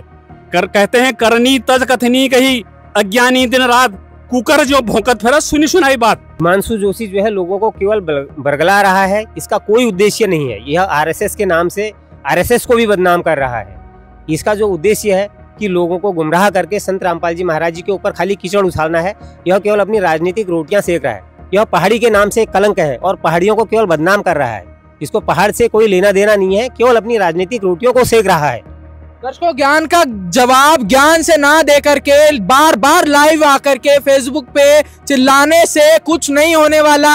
हिमांशु जोशी से संत रामपाल महाराज के जितने भी समर्थक हैं उनका ये आग्रह है कि आप आएं और ज्ञान चर्चा करें। सभी धर्म शास्त्रों के सामने बैठ कर के ज्ञान चर्चा करें। जो भी ज्ञान गंगा नामक पुस्तक में जो भी बातें लिखी हुई हैं, जो भी विवाद चल रहा है, तो हिमांशु जोशी से संत रामपाल महाराज के जो समर्थक हैं उनका ये कहना है कि आप आए और धर्म शास्त्रों के साथ आए। ज्ञान चर्चा से निर्णय होगा। अब आप लोग बताइए, आप सनातन के विरोधी हैं या सनातन के हितैषी हैं? क्योंकि लगातार कई महीनों से हिमांशु जोशी का ये कहना है कि आप लोग जो सनातन का विरोध करते हैं, आपका कोई आधार नहीं है, आप बेवकूफ हैं। हिमांशु जोशी, आप बोलने से पहले एक बार सोच लेते कि आप बोल क्या रहे हो। अगर आप सच्चे सनातन हितैषी होते तो ये बात कभी नहीं करते। और संत रामपाल जी महाराज जी ही सच्चे सनातन हितैषी हैं। उन्होंने सनातन धर्म को पुनः उत्थान किया है और आप भोली भाली जनता को गुमराह करके बहुत गलत कर रहे हो। आप सोच लीजिए कि आपका होगा क्या। दास का पीछा थोड़ा सा छूट गया। इन मूर्ख लोग जो हमारे धर्म गुरु होया करते थे, स्वार्थी टट्टू, पहले पूर्वज हमारे कबीर साहब के पीछे लग रहे थे, हमें बहका दिया करते थे। कबीर साहब झूठ बोल रहे हैं, कबीर जी झूठ बोलते हैं, ये झूठा है, ब्रह्मा विष्णु में इसको ऐसे बताता है। अब यही शुरुआत इस दास के साथ हुई थी, लेकिन परमात्मा ने पहले प्रबंध कर रखा था, आपको शिक्षित किया और वो शिक्षा आज काम आ गई। इंस्ट्रूमेंट साथ बनवा दिए दास के साथ साथ। अभी ये 2000 के बाद बने सारा, ताकि आप इन सदग्रंथों को खुद समझो और खुद समझे तो आज मेरे साथ हो गए। संघर्ष छोड़ दिया और ज्ञान का ऊपर संघर्ष खत्म होगा और आज ये विश्व में फैल रहा है, निर्बाध फैलेगा, क्योंकि यह सच्चाई है, भगवान का वचन है, इसको कोई रोक नहीं सकेगा। अगर इसको कोई रोकने का व्यर्थ प्रयत्न करेगा तो वो अंधा गधा होगा। जितने भी शास्त्र लिखे हुए हैं, पुस्तकें लिखी हैं, उनको ध्यान से पढ़ें और सनातन धर्म के साथ में सहभागी बने। यहाँ पर इनका कहना है कि आप भी जो है संत रामपाल महाराज की पुस्तकों को पहले पढ़ें और उसका मिलान करें। इस पवित्र समाज में फुहड़ता ना परोसें। ऐसे न्यूज की भी आपसे गुजारिश है कि बिना प्रमाणों के, बिना तथ्यों को जाने सिर्फ और सिर्फ लाइव टीवी चैनलों पर चिल्लाने से बात नहीं बनेगी। समाज पढ़ा लिखा है, संत रामपाल महाराज के समर्थक पढ़े लिखे हैं, कोई बेवकूफ नहीं है कि उनका सिर्फ और सिर्फ यही कहना है कि आप ज्ञान का उत्तर ज्ञान से दें। बार बार चैनल्स पर चिल्लाने से जो है बात नहीं बनने वाली। हमारे लोगों का, सीधे साधे लोगों का जो उनकी धार्मिक आस्था है उसका फायदा उठा करके उनका माइंड वॉश कर रहे हैं, उनको गलत रास्ते पर लेके जा रहे हैं। हिमांशु जोशी का जो ये कहना है कि संत रामपाल महाराज के जितने भी नाम दीक्षा केंद्र हैं, जितने भी लोग संत रामपाल महाराज से जुड़ते हैं, या उनका जो है माइंड वॉश कर दिया जाता है, उनको जो है ब्रेन वॉश करके अपने आश्रम में जोड़ लिया जाता है। कि आप इतने दिन से ज्ञान गंगा पुस्तक के प्रति इतना विरोध कर रहे हैं, आपने कितने लोगों का माइंड वॉश कर दिया? आपके कहने से लोग भ्रमित नहीं होंगे, शिक्षित हैं, क्योंकि चाहे आप कितनी कोशिश कर लो, पर आपके कोशिश करने से ना हमारा माइंड वॉश होगा। और आप कह रहे हैं ना संत रामपाल जी महाराज जी हमारा माइंड ब्रेन हमारे माइंड का वॉश करते हैं। संत रामपाल जी महाराज जी किसी के माइंड का वॉश नहीं करते, सब पढ़े लिखे हैं, भगवान ने बुद्धि दी है और भगवान ने अपने ज्ञान को बताने के लिए शास्त्र दिए हैं। और आज जैसे कि इस भारत का संविधान भारत के लोगों के लिए बहुत महत्वपूर्ण है, ऐसे ही हर एक धर्म के लिए उसके शास्त्री उसका संविधान है। और हिंदू धर्म के शास्त्री हिंदू धर्म यानी सनातन धर्म के शास्त्र हैं। और आज संत रामपाल जी महाराज जी वास्तविक सनातन हितैषी हैं, क्योंकि वो हमें हमारे संविधान का हमें ज्ञान करा रहे हैं। अगर हम अपने संविधान को ना माने तो हम दोषी कहलाएंगे, और आप अपने संविधान को नहीं मान रहे हो तो दोषी तो आप हो या हम। अब आप खुद सोच लीजिए कि सनातन हितैषी कौन है और सनातन विरोधी कौन है। तो यहाँ पर संत रामपाल महाराज के समर्थकों का यही कहना है कि बिना तथ्यों के बाद आप जो कर रहे हैं उससे कब काम नहीं चलने वाला है। आप लोग पहले रिसर्च करें, फिर संत रामपाल महाराज के ज्ञान पर सवाल उठाएं। आत्माओं इन्होंने ऐसा जुल्म कर रखा है, ये हितैषी नहीं है किसी जनता के। हितैषी होते स्वीकार करते कि भाई सच्ची गलती हो रही है और प्रमाण दिखा रहे हो, फिर भी ना बनने देते। तो इन जैसे तो दुष्ट हो ही नहीं सकते धरती पे। ये आचार्य क्या आचार्य है फिर ये, जो सच्चाई को जनता से दूर रखने के लिए जुल्म करवा दिया। दूसरा, संत रामपाल महाराज के समर्थकों पर यह सवाल उठ रहा है। हिमांशु जोशी का ये कहना है कि संत रामपाल महाराज के नाम दीक्षा केंद्र से महिलाओं को गायब किया जाता है, उनके साथ जो है गलत काम किए जाते हैं। हल्द्वानी उत्तराखंड में जो नाम दीक्षा केंद्र बनाया गया है वहां पर महिलाओं के साथ जो है गलत कार्य होते हैं। आप लोग जो है उत्तराखंड के ही निवासी हैं, अब मैं आपसे जानना चाहूंगा, आप लोग भी पढ़े लिखे हैं, अब आप इस विषय पर क्या बताना चाहेंगे? क्या गलत काम होते हैं ऐसे नाम दीक्षा केंद्रों में? जो हिमांशु जोशी जी ने ये बात कही है कि ये यहाँ पे औरतों को या महिलाओं को यहाँ से सप्लाई किया जाता है, सबसे पहली बात तो उन्होंने अपनी अज्ञानता का परिणाम खुद ही दे दिया कि वो कितने पढ़े लिखे हैं, कितने समझदार है। वो इतनी बड़ी बात बोल रहे हैं, ये छोटा मोटा काम होता है क्या? यहाँ से उठाया और वहाँ पे ट्रांसफर कर दिया। हिमांशु जोशी जी, आप सोच समझ के बोलिए जो आप ये बात बोल रहे हो। यहाँ पे जो आज तक हमें जो औरतों को सम्मान नहीं मिला है, वो सम्मान हमें संत रामपाल जी महाराज जी का ज्ञान समझ के, उनकी शिक्षा ग्रहण करके हमें सम्मान मिला है। संत रामपाल जी महाराज जी के आश्रम में औरतों को जो सम्मान दिया जाता है, आज तक कभी हमें समाज में नहीं मिला है। संत रामपाल जी महाराज जी के जो उद्देश्यों में दो सबसे बड़े उद्देश्य ये है, भ्रूण हत्या को खत्म करना। क्या आप आज तक भ्रूण हत्या के खिलाफ कुछ कदम उठा पाए हैं? संत रामपाल जी महाराज जी ने इसके खिलाफ भी कदम उठाया है। दूसरा, दहेज, जो आज सबसे बड़ा श्राप बन चुका है एक औरत के लिए कि दहेज नहीं होगा तो उसकी शादी नहीं होगी, या तो उसके माँ बाप उसे मार देंगे या फिर वो ससुराल जाके जला दी जाएगी। क्या आपने इसके खिलाफ कभी कोई कदम उठाया है? संत रामपाल जी महाराज जी ने उठाया है। संत रामपाल जी महाराज जी ने हमें खुल के सांस लेने का मौका दिया है। संत रामपाल जी महाराज जी के आश्रम में दहेज मुक्त शादियां कराई जाती हैं। आज एक शादी करनी हो ना तो एक बाप को ना पूरी जिंदगी लगानी पड़ जाती है। संत रामपाल जी महाराज जी के आश्रम में समागमों में और वैसे भी इतनी रमैनियां कराई जाती हैं, इतनी शादियां कराई जाती हैं जो संत रामपाल जी महाराज जी के अनुयायी बिना दहेज के करते हैं। वहाँ पे इतना जो सुकून मिलता है उन लड़कियों को, संत रामपाल जी महाराज जी के आश्रम में ही आके उनका ज्ञान समझ के ही मिला है। और दूसरा, जो आप संत रामपाल जी महाराज जी के ऊपर इल्जाम लगा रहे हैं कि वो यहाँ पे औरतों का व्यापार करते हैं, यहाँ से वहाँ ट्रांसफर करते हैं, क्या आप छोटी मोटी चीज समझ रहे हैं? क्या आप इससे ये भी कहना चाह रहे हैं कि जो हमारी सरकार है वो अंधी है, उन्हें दिख नहीं रहा है यहाँ से हम कैसे औरतों को ले जाया जाएगा? आप जो ये अपमान कर रहे हैं हम बहनों का, उत्तराखंड की बहनों का, इसके साथ साथ पूरे समाज का, आप संत रामपाल जी महाराज जी पे ये इल्जाम लगा रहे हैं, ये हमारा अपमान कर रहे हैं। आप कहना ये चाहते हैं कि हम लोगों को ज्ञान नहीं है, हम लोग अंधे हैं। और दूसरी बात, आप ये सोचिए कि हमारे भाई, हमारे बाप हम लोगों को वहाँ पे जाने दे रहे हैं, तो इसका मतलब उन्होंने वहाँ पे कुछ अच्छा देखा होगा तभी वो हमें जाने दे रहे हैं। वो वहाँ पे अगर आप अपनी बहन बेटियों को ऐसी जगह पे छोड़ देंगे कि जहाँ पे ये गलत काम होते होंगे, तो आप खुद सोचिए कि हम इतने अनुयायी हैं, इतने भाई बहन हैं जो हमारे, वो हमें वहाँ पे कैसे जाने दे रहे हैं अगर वहाँ पे कुछ गलत होता है। तो आप बोलने से पहले कुछ भी सोचिए, आप सर्च कीजिए। आप मुंह में आई बातें बोल दे रहे हैं, आपको पता भी है आप क्या बोल रहे हैं। आप अपनी अज्ञानता का प्रमाण दे रहे हैं यहाँ पे कि आप पढ़े लिखे नहीं है। आप हम अनुयायियों पे जो उंगलियां उठा रहे हैं ज्ञानता का, अनपढ़ होने का, आप सबसे बड़ा परिमाण आप दे रहे हैं कि आपको बिल्कुल भी ज्ञान नहीं है। आप बिना सोचे समझे इन बातों को बोल दे रहे हैं। आप एक बार सोचो तो सही आप बोलने से पहले। हिमांशु जोशी को इतनी अभद्र टिप्पणी करते हुए शर्म नहीं आती? मैं भी किसी किसी की बेटी हूँ, किसी की बहन हूँ।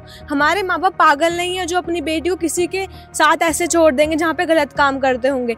वहाँ उन्होंने कुछ सोच समझ कर ही हमने संत रामपाल जी महाराज जी से नाम दीक्षा ली है। मैं भी एजुकेटेड हूँ, मुझे भी पता है क्या गलत है क्या सही। मैं हिमांशु को आज ही इन्वाइट करती हूँ कि जून में संत रामपाल जी महाराज जी का समागम आ रहा है, वहाँ पर खुद अपनी बहनों और परिवार की जितनी भी बहन है उनको वहाँ पे लेके आना और वहाँ देखना कि महिलाओं को सम्मान किस प्रकार से मिलता है। इस अज्ञानी ने ये प्रोपेगेंडा बनाया कि महिलाओं के मुद्दे को लिया जाए और संत रामपाल महाराज को टारगेट किया जाए, तभी जो है इसका मिशन सक्सेसफुल हो सकता है। लेकिन इस अज्ञानी को यही नहीं पता कि संत रामपाल महाराज के समर्थक अनपढ़ नहीं है, वो पढ़े लिखे हैं। आपको सारे प्रमाण पेश कर सकते हैं। आपका जो प्रोपेगेंडा था ये बिल्कुल गलत सिद्ध होगा और एक ना एक दिन जो संत रामपाल महाराज के समर्थक ये ढेरों प्रमाण लेके घूम रहे हैं और आप जो इन पर महिलाओं पर सवाल उठा रहे हैं, ये कहीं ना कहीं आप पर उल्टा ना पड़ जाए, तो सोच समझ के आगे कदम बढ़ाना। क्योंकि संत रामपाल महाराज के आश्रम में महिलाओं को इतनी इज्जत दी जाती है जिसे देखकर आप भी हैरान हो जाएंगे।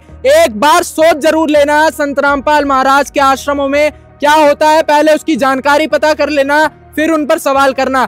दूसरा, अब आप लोगों पे ऊपर मैं सवाल करना चाहूंगा। इनका ये कहना है कि संत रामपाल महाराज के जितने भी आश्रम हैं उनका कोई उद्देश्य नहीं है, लोगों को बेवकूफ बनाया जाता है, दान का पैसा ठगा जाता है, आपसे पैसा ऐंठा जाता है, लोगों को बेवकूफ बना के लोगों को सैलरी पर रखा जाता है।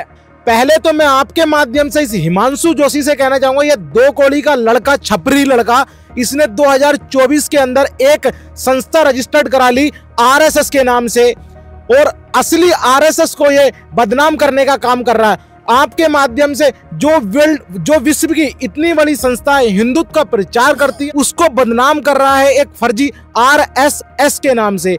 इसने 2024 में एक संगठन बनाया 4 लड़कों को रखकर और ये मेरे से पूछ रहा, हमारे गुरुजी से पूछ रहा उसका दान का पैसा कहाँ लाते। ये टपरी 2 कौड़ी का लड़का ये वसूली करता है, 500 रुपए की वसूली करता है। इसके ऊपर कितने एलिगेशन है मैं अभी आपको प्रूफ करूंगा। इसकी एफआईआर की कॉपी हमारे पास है सर, अभी हम आपको प्रूफ करके दिखाएंगे। साथ ही साथ संत रामपाल जी महाराज जी के ट्रस्ट में जाके ये खुद पूछ सकता है कि संत रामपाल जी महाराज जी उस पैसे को कहाँ खर्च करते हैं। अभी सनातन की बात कर रही थी, मैं इस 2 कौड़ी के लड़के से पूछना चाहता हूं कि इसने आरएसएस जो अपनी संस्था खोली है, इसने हिंदुत्व के लिए क्या किया है, मेरे को एक भी पॉइंट बता दे। संत रामपाल जी महाराज जी सच्चे सनातनी हितैषी हैं और ये जय श्री राम का नारा लगाता है।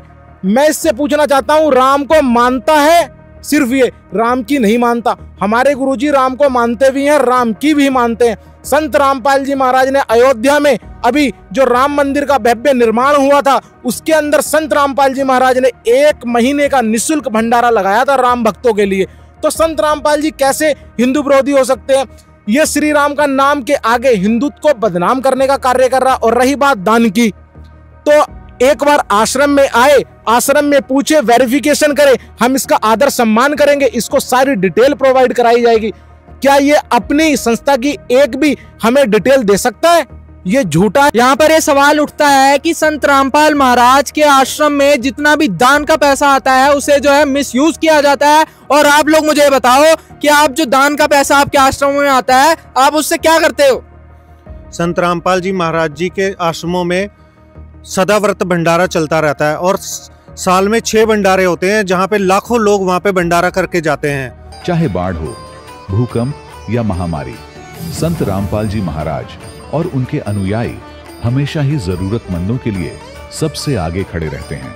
कोविड महामारी के दौरान संत रामपाल जी महाराज के आश्रमों से करोड़ों लोगों के लिए भोजन, दवाइयां और जीवन रक्षक सामग्रियां उपलब्ध कराई गई। चाहे गरीब की मदद हो या किसी शोषित और पीड़ित वर्ग के हक और सम्मान की लड़ाई, संत रामपाल जी महाराज ने हमेशा ही उनकी दबी आवाज को सरकारों तक पहुंचाया है और उन्हें उचित न्याय दिलवाने में अहम भूमिका अदा की है।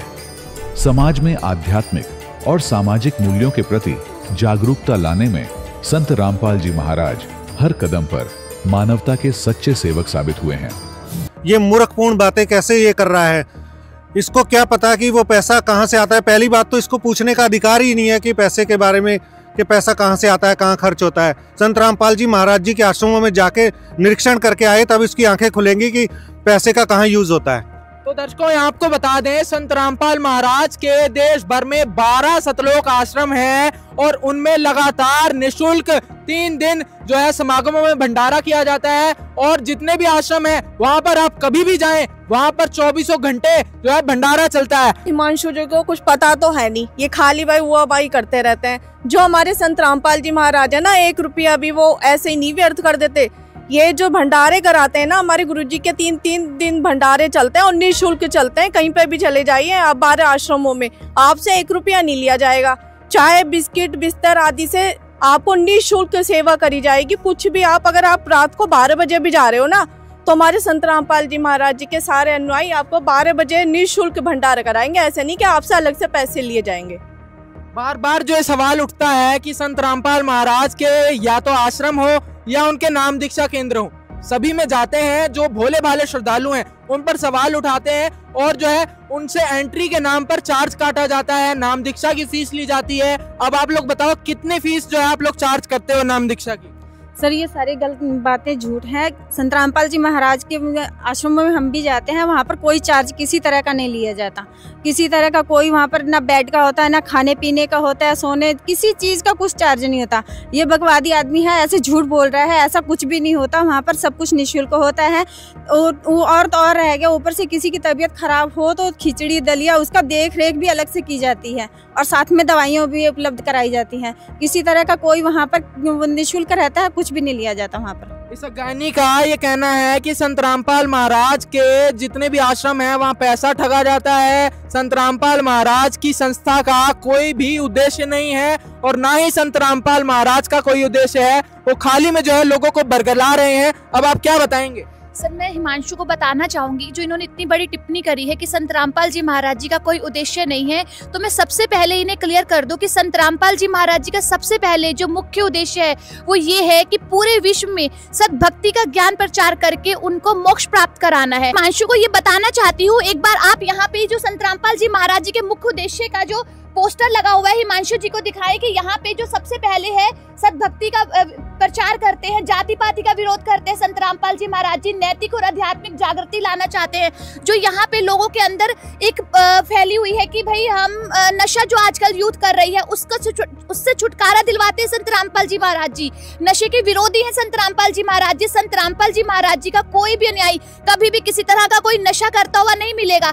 आपकी तरह नहीं है कि नशा चढ़ाया और कुछ भी किसी के खिलाफ बोल दिया। संत रामपाल जी महाराज जी और उनके अनुयायी पूरी होशों में सारे काम करते हैं। संत रामपाल जी महाराज जी शांति और भाईचारे का प्रचार करते हैं। संत रामपाल जी महाराज जी किसी भी तरह की आपकी तरह सड़कों पे उतरने के लिए नहीं कहते अपने अनुयायियों को। संत रामपाल जी महाराज जी हर तरह से शांति का प्रचार करते हैं। इस अल्पज्ञानी हिमांशु की बौखलाहट आपको लगातार चैनल्स पर देखने को मिलेगी, कभी फेसबुक लाइव पे, कभी यूट्यूब पे। इसके बौखलाहट का ये कहना है कि संत रामपाल महाराज के जो नाम दीक्षा केंद्र उत्तराखंड में खोले हुए हैं, हल्द्वानी में जो नाम दीक्षा केंद्र जो बना हुआ है, उसको इसकी जो फर्जी आरएसएस की कमेटी है ये बंद करवा के छोड़ेगी। उत्तराखंड में एक भी समर्थक संत रामपाल महाराज का नहीं बचेगा। मेरी इतनी हिम्मत नहीं है जो किसी नामदान पे कोई उंगली उठा सके। अगर हिम्मत है, अगर तेरे अंदर तो कोई करा के देखे बंद कैसे कराएगा? हिमांशु जोशी, हिमांशु जोशी से कहना चाहता हूँ, हम कानून का सम्मान करते हैं, वरना उस हल्द्वानी पे एक रोड पे ना एक घर के सामने रामपाल जी के भगत ही खड़े होंगे। हम कानून का सम्मान करना जानते हैं। ये हमें यो उठाओ मत, हम प्यार की बात जानते हैं, प्यार से बात करेंगे। प्यार से आके आप शास्त्र पढ़ो हमारे साथ। इसका ये कहना है कि संत रामपाल महाराज का जो हल्द्वानी में नाम दीक्षा केंद्र बनाया हुआ है वो अवैध है। इसको बनाने की परमिशन आखिर किसने दी, इसको क्यों बनाया गया है, इसको हम उखाड़ के फेंक देंगे। अब आप इसे क्या कहेंगे बताइए? पर इतना आसान नहीं है। संत रामपाल जी महाराज जी का जो आश्रम बना है प्रशासन द्वारा अनुमति लेकर बना हुआ है। और हिमांशु जोशी, आपको हम ये सीधा बता दें, हमारे गुरुजी ने बताया लड़ना नहीं है और झुकना भी नहीं है, डरना भी नहीं है। हमें बताने की कोई जरूरत नहीं है कि इसका हमने रजिस्ट्रेशन किया है। हमने प्रशासन को सारी जानकारियां दे रखी हैं। हमें हिमांशु जोशी को कोई भी सबूत देने की जरूरत नहीं है। ये होता कौन है? इसके पेट में दर्द किस बात का है? आश्रम से, आश्रम इससे ले क्या रहा है मूर्ख से? ये सिर्फ और सिर्फ पाखंडी आदमी है, पाखंडी। सिर्फ सर आपके माध्यम से मैं बताना चाहूंगा, ये उत्तराखंड में अराजकता का माहौल पैदा कर रहा है। सिर्फ और सिर्फ ये धर्म के नाम पे, जातिवाद के नाम पे सबको लड़ाना है। मैं आपको बता दूं, हिमांशु जोशी सिर्फ एक ऐसा व्यक्ति है, ये समाज के अंदर एक कीड़ा है। ये संत रामपाल जी महाराज के समर्थकों में और हिंदुत्व के नाम में एक टकराव पैदा करना चाहता है। अभी पीछे कुछ समय पहले इसने हल्द्वानी में ऐसा कार्य करा था जो हिंदू मुस्लिम दंगा भड़काता। अब ये संत रामपाल जी महाराज पे एलिगेशन लगाता है, एक भी एलिगेशन ये सिद्ध करके दिखाए। सर, प्रशासन को क्या, ये प्रशासन कितनी बड़ी चीज है? प्रशासन क्या, प्रशासन को नहीं पता? नगर पालिका के अंदर, नगर निगम के अंदर वहां पर इतना बड़ा बिल्डिंग बन के खड़ी हो गई, क्या प्रशासन को नहीं पता? सर, सारे कार्य संत रामपाल जी महाराज शुरू से, हमारे गुरुदेव परम पूज्य संत रामपाल जी महाराज सारे कार्य जो भी करते हैं प्रशासन के अनुसार करते हैं, ठीक है, संविधान के अनुसार करते हैं। और ये संविधान की बात बोलता है, हमें भी हमारे मूल अधिकार हमें भी पता, हमें भी सारे। इसका ये कहना है कि संत रामपाल महाराज का जो आश्रम बना हुआ है, इसे बनाने की कोई अनुमति नहीं है, फर्जी आश्रम है। जितने भी नाम दीक्षा केंद्र बनाए हुए हैं ये बिल्कुल फर्जी हैं, ना तो इनका कोई रजिस्ट्रेशन है और ना ही इन लोगों को जो है आश्रम बनाने का अधिकार है।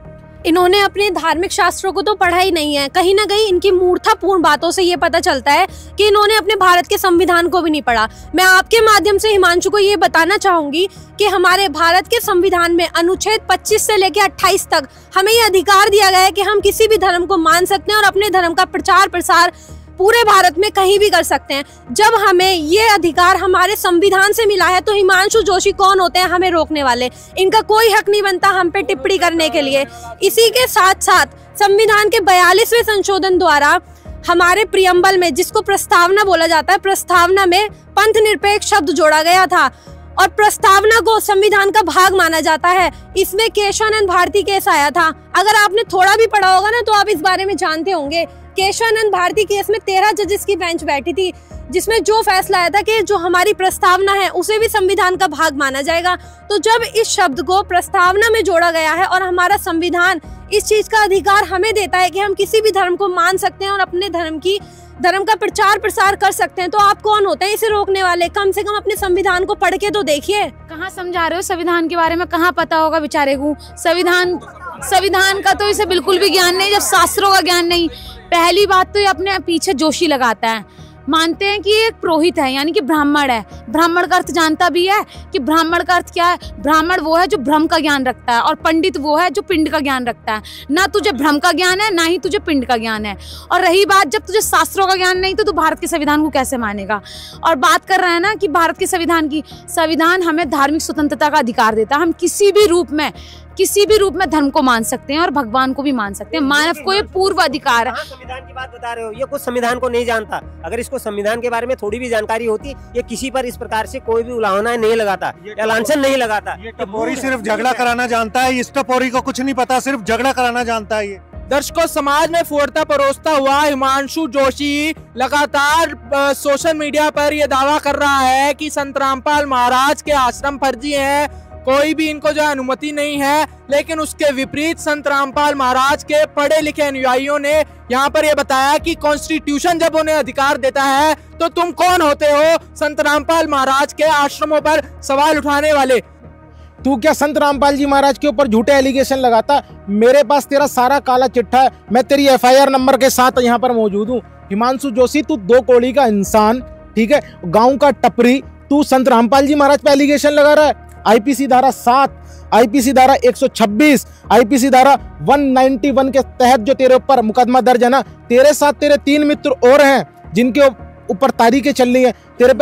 तेरे ऊपर अवैध वसूली का सेवा संघ, ये देख हमारे पास तेरा चित्र है और बहुत जल्दी तेरी मार्कशीट के साथ हम आएंगे, ठीक है। तू कितना पढ़ा लिखा है, ठीक है। सेवा संघ संस्था पर कई अपराधों में केस दर्ज हो गया क्योंकि तूने हल्द्वानी में तू सोच रहा था टैक्सी वालों को, तू अवैध वसूली कर रहा था टैक्सी वालों के साथ, और तू ये कह रहा था कि मेरे संघ के साथ जुड़ो। भाई, संत रामपाल जी महाराज ने कभी नहीं कहा तुम मेरे साथ जुड़ो, क्योंकि संत सिर्फ सच्चाई बताता और सच्चाई को एक्सेप्ट करते। और अपने पीछे तू महान संतों के फोटो लगाता अपने ऑफिस में। तूने हनुमान जी का चित्र लगा रखा है, तू राम का नारा बोलता, जय श्री राम का नारा बोलता। तेरे को पता भी है राम कौन थे? राम के आदर्श पे चलना तो सीख। राम इतने आदर्श पूर्व भगवान थे हमारे, क्योंकि भगवान राम ने गुरु बनाए, गुरु वशिष्ठ को दंडवत प्रणाम किया, गुरु के चरणों में लेटे रहते थे हमेशा। अबे तू मूर्ख प्राणी, अपने गुरु का अपमान करता है। तू संतों का अपमान करता है। देख तेरे ऊपर कितनी सारी धाराएं लगा रखी हैं। भाई हिमांशु जोशी, मैं तुझे अपने भाई की तरफ पहले समझा रहा हूं, तू नहीं माना तो संत रामपाल जी महाराज की लीगल टीम एक्शन तेरे ऊपर बहुत जल्द लेने वाली है, क्योंकि तूने संत रामपाल जी महाराज को बहुत हो गया अब शब्द बोल रहा है तू। क्यों? संत रामपाल जी महाराज के करोड़ों में अनुयायी हैं, तूने उनकी भावनाओं को ठेस पहुंचाया, तेरे ऊपर मानहानि का दावा हम करेंगे। हमारी आश्रम की लीगल टीम तेरे ऊपर एक्शन लेने के लिए तैयार है। और रही बात ज्ञानगंगा को तू उत्तराखंड में बैन कराने वाला है, अरे तू होता कौन है? तेरे अंदर दम हो तो इसको बैन करा देना। और रही बात दूसरी, ज्ञानगंगा पुस्तक जिन राज्यों से और जहां से ये इसको क्लीन चिट मिल चुकी है वहां पर तेरे ऊपर केस होंगे अब, ठीक है? अरे तू समझ क्या रहा है इस संस्था के विषय में, ठीक है? पूरे वर्ल्ड में संस्था काम कर रही है, तेरे ऊपर अब इतने केस होंगे। तूने संत रामपाल जी महाराज के भक्तों की भावनाओं को ठेस पहुंचाया, तूने एक महापुरुष के बारे में अब्द शब्द बोले हैं, तूने 2023 के अंदर तूने एक अपराध किया था, हम तब भी चुप रह गए थे। तूने भरी समाज में हमारे परम पूज्य परमपिता सदगुरु रामपाल जी महाराज जी की पुस्तकों को जलाया था। इसके अंदर उन संतों की महान बाणियां हैं, गुरु ग्रंथ साहिब जी की बाणियां हैं, इसके अंदर पाक कुरान शरीफ की बाणियां हैं। तूने सारे धर्मों की बाणियों को, अरे तू हिंदू है, इसके अंदर रामायण का जिक्र दिया है मेरे पूज्य गुरुदेव ने, इसके अंदर वेदों का जिक्र दिया है, तेरे ऊपर एक केस ये बनता है। और रही दूसरी बात, ठीक है, तूने हमारे परम पूज्य सदगुरु रामपाल जी महाराज का पोस्टर फाड़ा, ठीक है, उसको जलाया। तूने एक ऐसे महापुरुष का पोस्टर फाड़ा जिसके महापुरुष के इस पूरे वर्ल्ड में इतने मानने वाले श्रद्धालु हैं, क्योंकि हमारा संविधान हमें अधिकार देता है, मौलिक अधिकार से हम परिचित हैं।